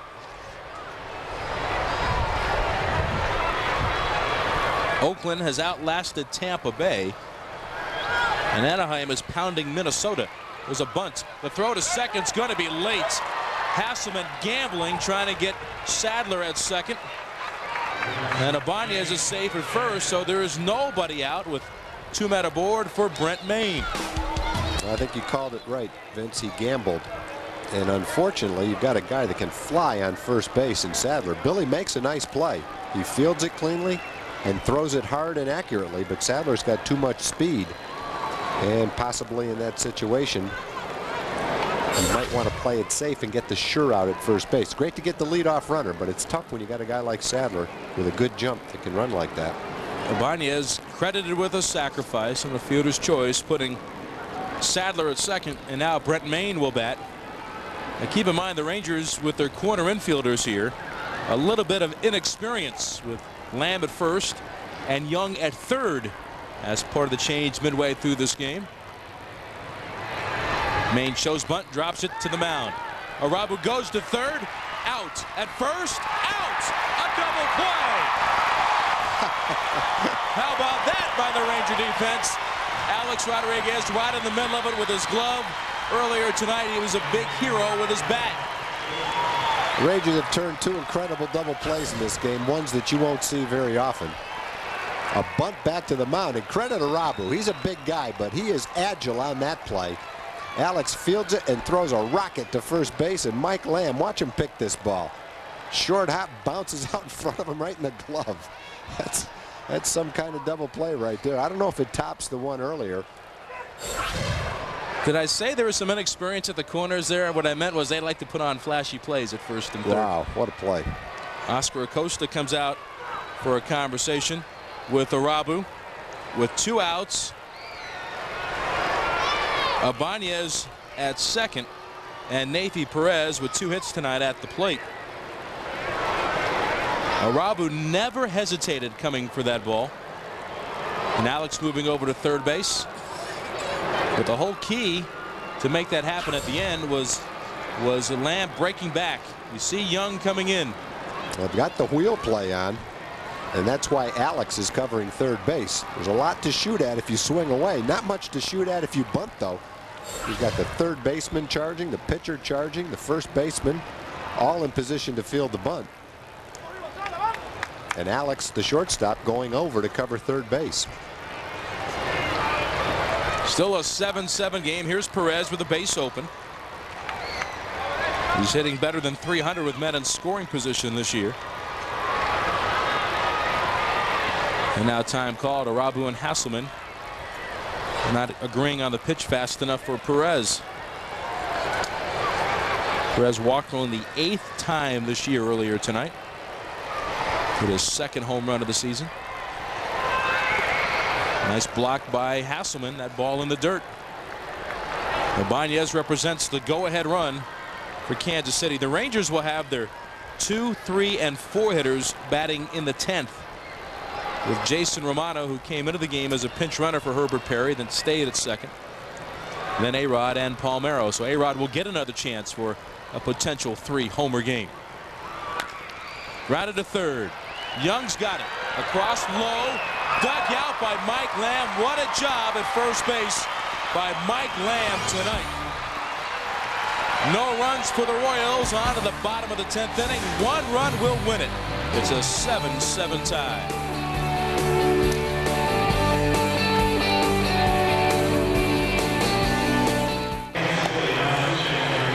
Bottom of of the 10th inning, a 7-7 game. This game moving on thanks to a 2-run rally in the bottom of the 9th by Texas. That was against Roberto Hernandez, the closer for KC, his first blown save of the year. He is out of the game. And in the pitch is right-hander Corey Bailey. Corey Bailey had a pretty good day in the doubleheader against the Rangers. He won both games of the doubleheader.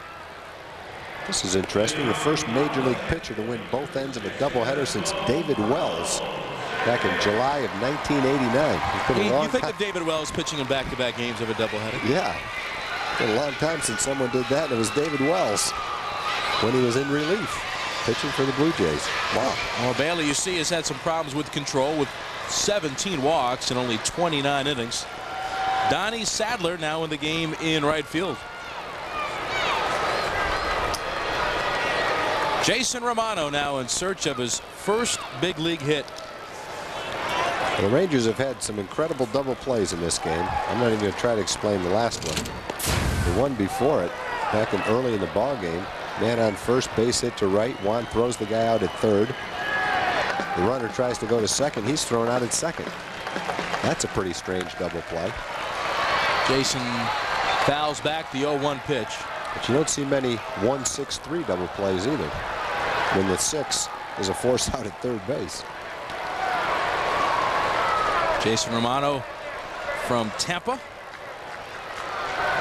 Drafted as a third baseman, moved to second. He's played in the outfield in the big leagues. Grounds went up the middle. He's got good speed, and he is aboard. The winning run is Jason Romano with his first big league hit. What a time to get it. And they will get Jason the baseball. Corey Bailey doesn't know. Now he does. Zach Manassian Jr. will put that in its proper place. Danny Wheat's pocket. The keeper of the first hit, and I'm sure there'll be some kind of trick baseball in Jason's locker after the game. Says, congratulations, Jeff Romano, on big league hit number 1. Well, here's A-Rod. I don't think he'll be bunting here. I don't either. Although if he dragged a bunt, he could beat it out. Third baseman is way back at third base. The 2 home runs for Alex tonight give him 17 on the year. The 4 RBIs give him 52, the most in the majors.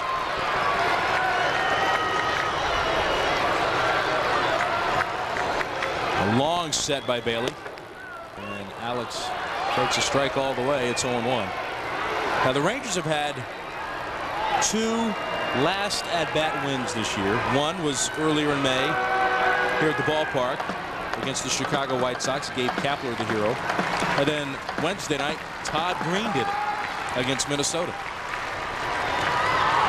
Curveball fouled back. Now, if the Rangers pull this off tonight and win, it'll be my second last at-bat victory with you on the Rangers television. Wow. Because I had the White Sox game. That's a pretty good streak. Since it's only the second game. 0-2 the count on A-Rod. Outfield straight away. Carlos Beltran does not play a very deep center field. And you see Randa near the line at third, and now you see how the outfield is positioned. There's a big hole on the right side of the infield, keeping Romano close at first. Still 0-2. Bailey, 31 years of age. Originally property of the Red Sox. He was with the Rangers Oklahoma City team in 1997 and had 15 saves for that team. He was their closer. Led the team in saves and then traded in July of that year for a player to be named later. Oh, Alex chased one off the outside corner. A fastball or a cutter away. It looked like a cut fastball, a pretty good one too at 91 miles an hour. And now here comes Palmeiro.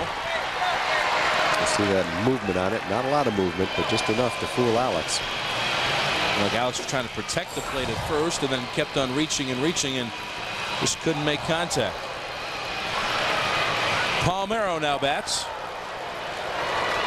He is 3 for 5 with the 3 singles.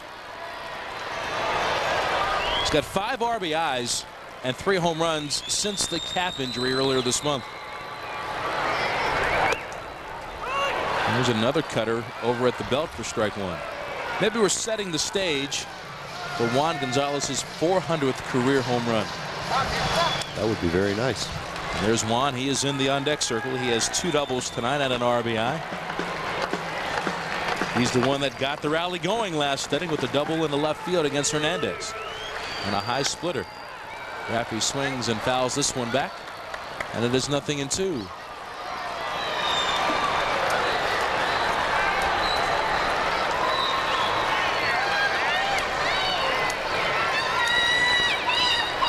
Corey Bailey following Jeff Suppan, Brad Voiles, Dan Reichert, Jason Grimsley, and Roberto Hernandez.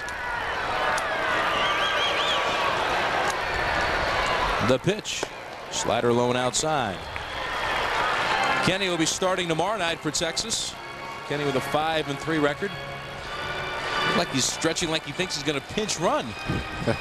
Rafael Palmeiro. Hey, you never know. And he very well could be, because the Ranger bench is empty. Everybody's been used tonight by Jerry Narron. Full ball inside and low. 2 balls and 2 strikes. I don't think he'd be stretching like that just for the heck of it. Now, Jerry may not have said anything to him. Kenny may be anticipating this on his own. And he's standing way at the far end of the dugout, closest to first base, so he could just get right out there. Here's the 2-2. And it's out of play down the third base side. The inning began with Jason Romano's first big league hit, a clean single up the middle, with an A-Rod struck out on a cutter away.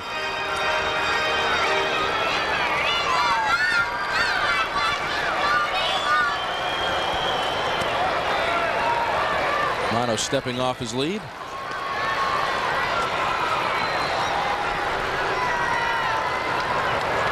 Slider in the dirt. Did he go around? The answer is no from Doug Eddings. The full count at 3-2. And you would think that Romano will probably be in motion here. Jason in his minor league career stole as many as 40 bases in a season. 2 years ago with Tulsa, he had 25 steals. A full count to Palmeiro. Here comes the pitch. The runner goes. It's low, and it's ball 4. Romano didn't believe Perez. He went into a slide at second base anyway. Well, no sense taking chances. Palmeiro is at first base. Kenny Rogers does not have a helmet on. Kenny might have pinch ran if there was a force out at second base somehow and Rafi beat the ball at first. Then possibly. But not when the run doesn't make any difference. Here comes Juan. Well, we've seen it in the past so many times. A guy like Juan Gonzalez, once the RBIs start coming, it is an avalanche of runs, and he has an RBI tonight. We can win it right here. Bailey against Juan. And he challenged him with a cutter away, swung through and missed.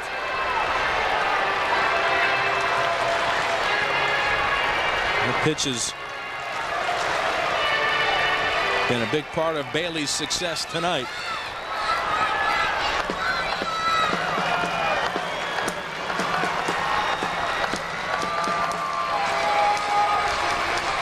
The 0-1 on the way. Check swing on a slider. Did he go? The answer is yes from John Shulock. In that very casual manner that only John Shulock can display. And now Juan down to the count, 0-2. Good hard slider. Tough to tell from that angle. He definitely started his swing. Juan was down to the count of 1-2 in his last at bat when he doubled. Remember, that's when Hernandez tried to finish him off with the splitter. The 0-2. That one is high. 1 ball and 2 strikes. Plenty of heroes tonight for Texas. Juan has been a big one with his arm as well, with that double play that we've talked about back in the 3rd inning. Alex with his bat with a couple of home runs. Jason hoping to join that group by scoring the game-winning run. 1-2 pitch. Hit in the air to left field. Charging in is Tucker, and he will get there. This hit off the end of the bat. And now with 2 outs, it's up to Carl Everett. He, too, has been one of the heroes with that RBI single last inning. Carl's been swinging the bat well in this ball game. Got a long double left center field, and he ripped one to right. Juan with a pretty good breaking ball, looked like a curve ball. Hit it off the end of the bat. Tucker charges it to keep it from blooping in for a base hit. Carl with 2 hits and 5 at bats.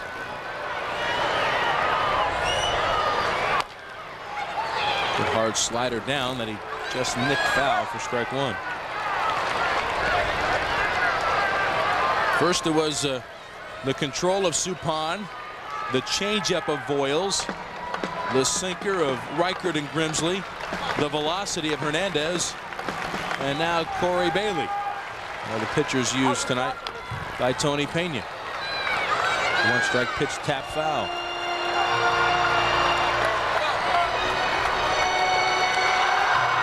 Carl Everett just inching that batting average back up over 200. Boy, what this would mean for Everett to come up with this kind of hit in this situation. He's been working so hard. Every time he seems to take a step forward, it's been a half step back, and Rudy Jaramillo's been in his corner all year.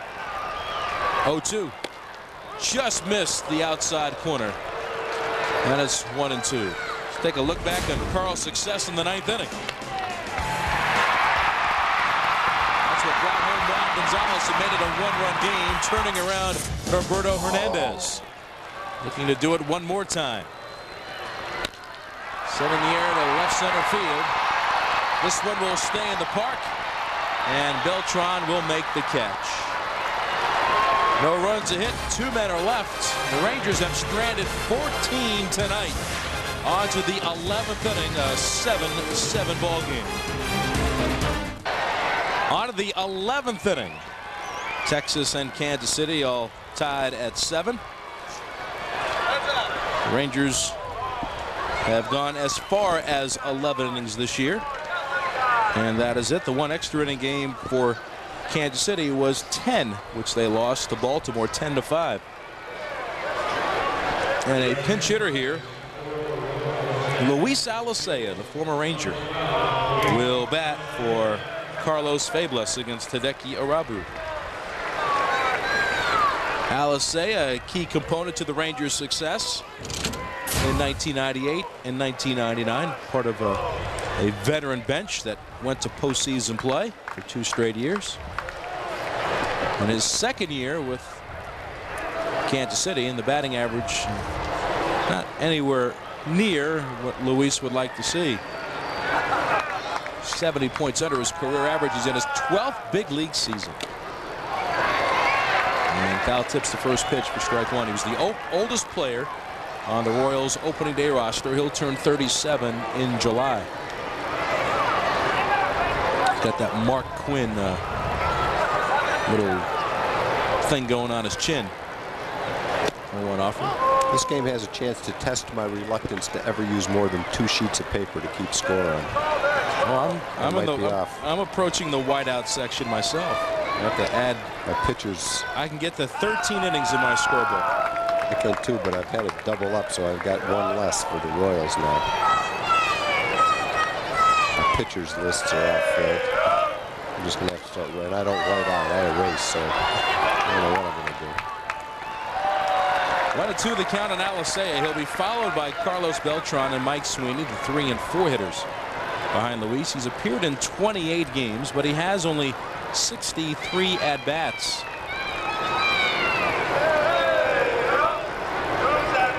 Rangers had a 5-1 lead, saw it disappear with a 6-run 7th, and then scored a couple of runs in the 9th. Mike Lamb has this play. It's been a busy and successful night for Lamb at first. And there is 1 out.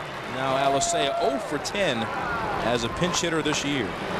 Even though Arabu has been the closer for quite a while, it shouldn't be difficult for him to pitch multiple innings.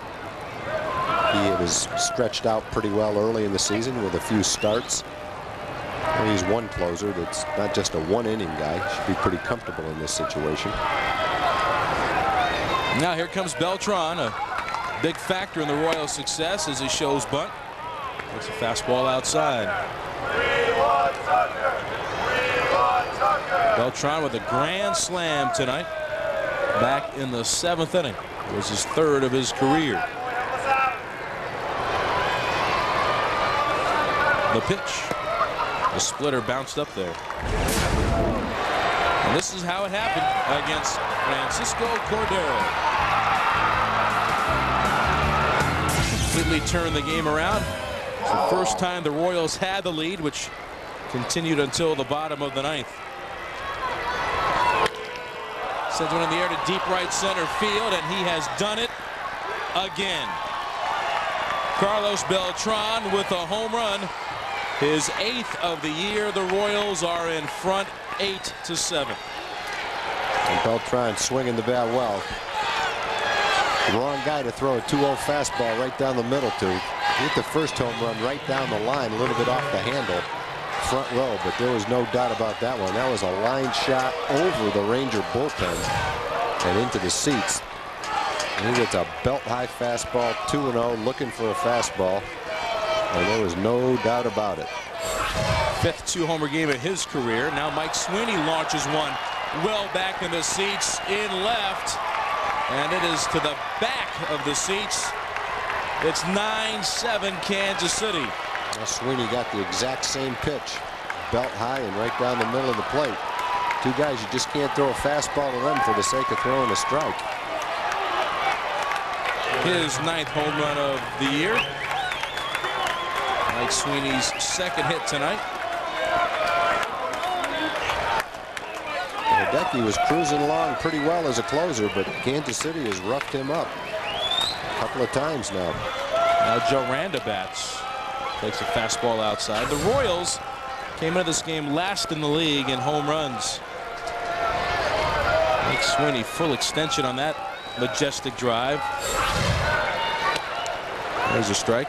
But against the Rangers, including the 4 home runs tonight, they've hit 10 home runs against Rangers pitching in 4 games. And now Oscar Acosta goes out to the mound to buy time for the Ranger bullpen with left-hander Juan Alvarez. If the Rangers can't come back in the bottom of the 11th, Corey Bailey will stand to get a win, his 3rd straight game against the Rangers. Sweeney explaining what he did differently that time up to Lamar Johnson, the hitting instructor. Former Ranger. Lamar still lives in the Metroplex, I believe. I believe he still lives in Arlington. I think he does. I think Lamar might have had some words of wisdom before Sweeney went up there, and Mike went by to thank him. Carlos Beltran, the one that got it going in the 7th, and here again in the 11th. Acosta concludes this conversation. Bill Hasselman will be leading off the bottom of the 11th for Texas. Do the Rangers have one more comeback in them? There's a long drive to center from Randa. Back is Kapler. He's at the wall, and it is gone. The Royals have gone back to back to back in the 11th on Arabu. Unbelievable.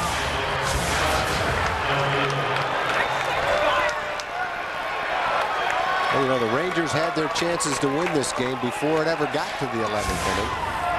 And a man on 3rd base and 1 out, couldn't score. A couple of men on last inning and couldn't score with 1 out. The lack of a clutch hit late in the ball game is what has put the Rangers in this position to begin with. Randa with his 4th home run of the year. Fastball out over the plate. Got the extension. And for the first time since September of last year, the Royals have hit 3 home runs in the same inning. When they did it with Carlos Fabulous, Carlos Beltran, and Raul Ibanez. Arabu is out. Texas down 10-7. Stunned silence after 3 consecutive home runs against him. And Juan Alvarez comes into the game, and Michael Tucker promptly attempts to lay down a bunt. Juan Alvarez up from AAA Oklahoma began the season at AA Tulsa. Tucker's just trying to salvage the night. He's 0 for 5. Swings and misses, loses the bat between first and second. Romano will make that play. And it is 0-2. Alvarez was called up as part of that changing of the guard when Steve Woodard and Chris Mahalik were designated for assignment, and Doug Davis was sent back to the minor leagues. He pitched in 2 games against the Twins. 1 game successful with 2 scoreless innings, and the other was Wednesday night when they gave up a key hit to Corey Koski to drive in a run, and also walked Bobby Kelty and hit A.J. Przinsky. Had big league experience with Anaheim before he came to Texas. He was in minor league camp this year. His 0-2. Big sweeping curve finishes off Tucker, and down he goes.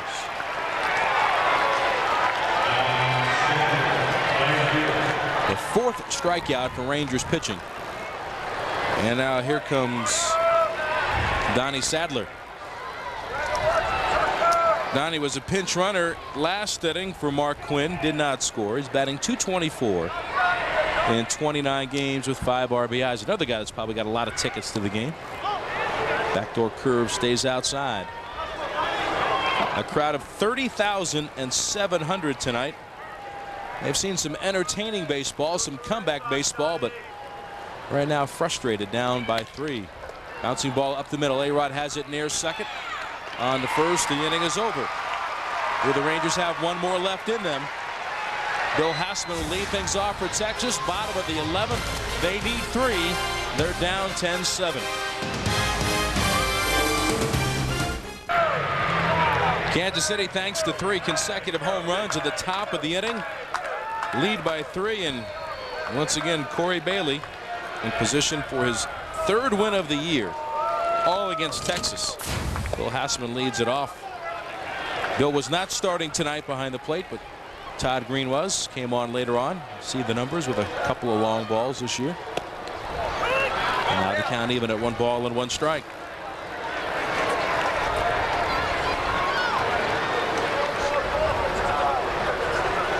The 1-1 up and in from Bailey. 2 balls and a strike. Well, the Rangers were down by a couple in the 9th against the closer for Kansas City and managed to tie it. Rusty Greer with the big hit to tie the game. And Rusty tied it. The Rangers had runners aboard. An intentional walk to Lamb. Now a full count. Michael Young's ground ball that started the rundown play. There's a pop-up foul. The Rangers have not gone 1-2-3 at all tonight. They've left the runner on base in 9, or rather in 8 of the previous 10 innings. And they've stranded 14. And there's ball 4. There we go. It's a start, and Hasselman is aboard. And here comes Mike Lamb. That'll drive you crazy as a manager. Pop 3 up in the top of the 11th. The pitcher comes right out and walks the leadoff hitter.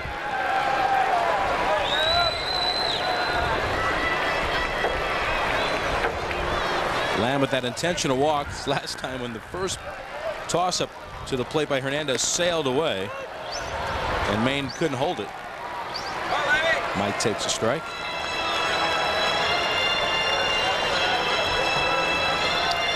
Bailey, the 6th pitcher tonight used by the Royals. The Rangers have tried 7.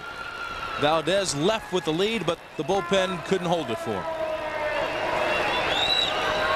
Overhand curve. I haven't seen that pitch from Bailey. And now it's 1 ball, 1 strike. Mike's done some fine work around the bag tonight at first base. Scooped out a couple of low throws. Part of a key double play in the 10th. And wraps one in the right for a base hit. The tying run is coming to the plate. Maybe we'll have a game for the ages tonight. Well, it would be nice. What Tony Pena wants to avoid is he wants to avoid turning over the lineup and having the middle of the order guys come up this inning. The Rangers are starting to get there. Mike Lamb pulls that ball for his second hit tonight. Donnie Sadler plays it back in. Michael is 0 for 5. He has been at the plate 4 times with somebody on base. He can hurt you with an occasional long ball. He's hit 3 this year. Bailey misses low, ball 1. Bailey's allowed 3 home runs this season. We talked about his control problems coming in. Bailey has walked 2 tonight, giving him now 19 walks in just over 30 innings. Want to make him pay for that. He's down again.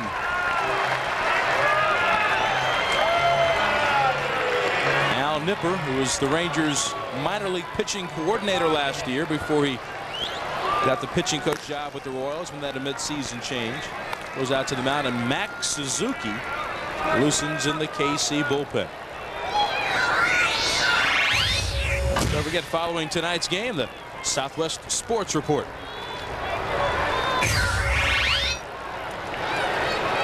Navy Perez trying to provide some encouragement for Bailey as well as Nipper. See if Michael's taking a strike here at 2-0. Well,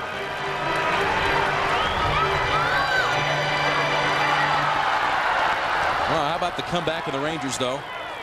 Down in this inning, how deflated could you possibly be after seeing what happened in the top of the inning? Michael is taking the strike. It's right through the heart.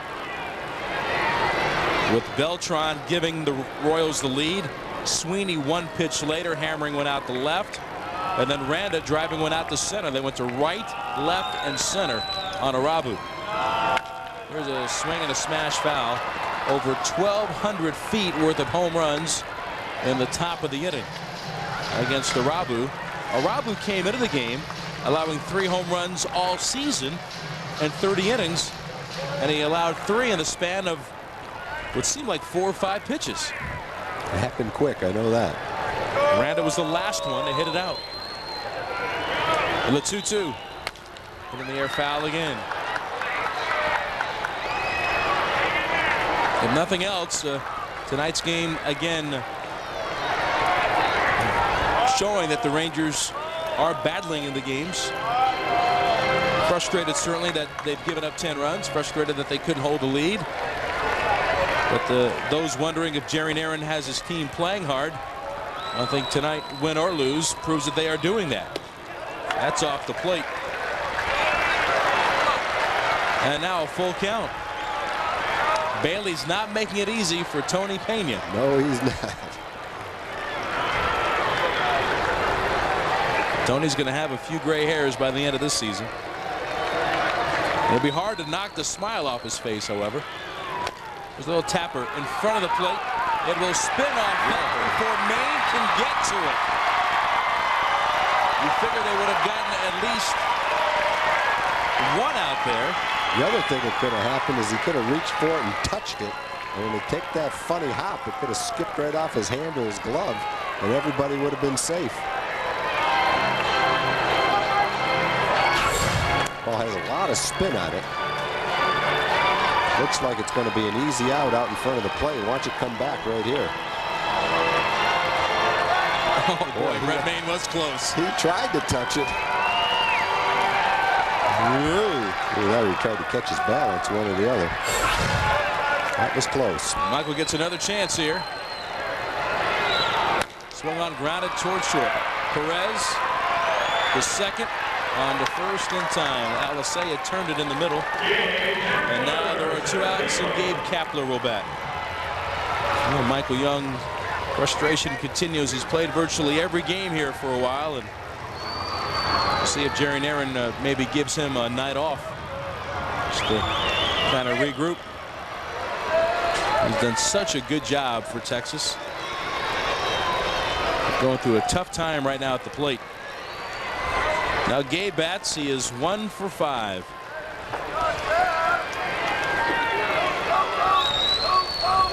Bailey's pitch.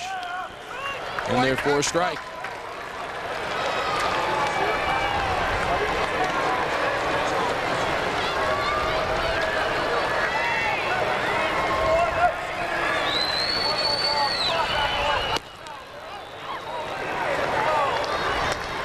and a strike on Gabe.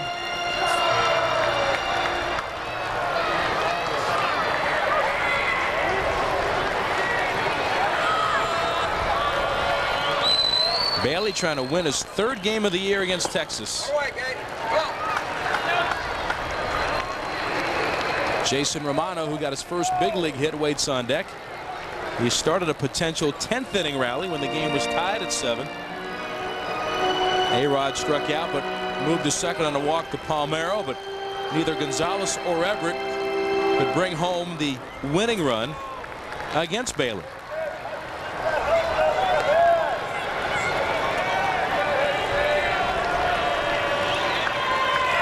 The Royals trying to go 1 game over 500 with Tony Pena. Now the Rangers are down to their last strike.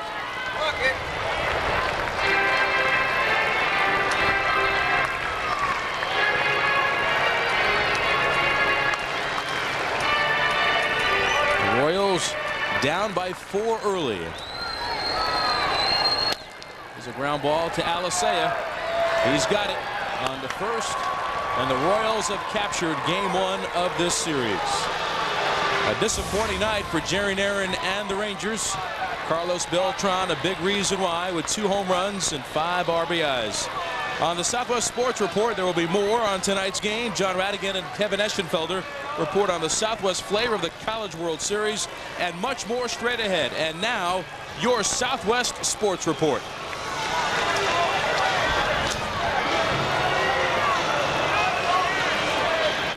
Oh, you hate to work that hard to come back only to have your heart broken. Welcome to your Southwest Sports Report.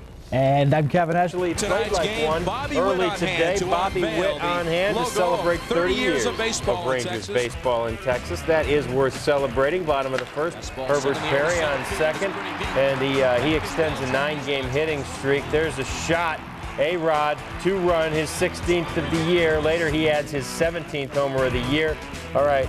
Brett Maine singles, but no more good news for the Royals after that. Third base. Juan's throw is on the money, and Ibanez is out on the second base. It's a double play. You bet it was. Pitcher's best friend. And why is it important? Because the next batter up, this one deep and gone. Gonzalez watches. Beltran, a grand slam, his 3rd of the year. Go to the 9th inning. Rusty Greer. That's a clutch job right there. Tying run at first base, and Carl Everett. And Everett's going to come all the way around to score. That is Rusty Greer getting the heroic shot to tie this thing up. We go to the 11th inning, and it's back. To back. His career. To back. Beltran, his second, Sweeney, and Joe Randa with home runs. Randa's barely getting over Hideki Arabu, obviously in a good role as the closer because he doesn't want to pitch more than 1 inning. 10-7 the final. That was ugly. That was no fun, but hey, it happens sometimes. Tough loss for the Rangers. Let's send it back out to Vince Cotroneo. Nice to see Vince and Tom Grieve. Guys, take it away. Thank you very much. Disappointing night for Texas as they open up the weekend series with the Kansas City Royals.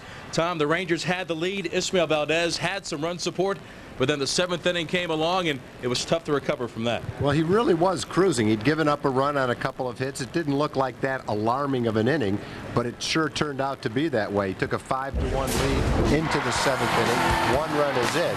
Brett Maine strokes a single to left off the lefty. A little bit of everything in this inning. A wild pitch will score a run. Cordero will come in. A pass ball will score a run. A walk will set up the big hit in the 7th inning, however. Carlos Beltran. Ball's in on him a little bit. He gets jammed a little bit, but he's strong enough to sneak it down the right field line for a grand slam, and that look, I think, says it all. And the Rangers will have heard from Beltran again later on tonight with the big home run in the 11th inning, part of a back-to-back home run 11th inning as the Royals win it in 11. 10-7. Kenny Rogers back to work tomorrow night against Darrell Ray. Kevin and John, back to you.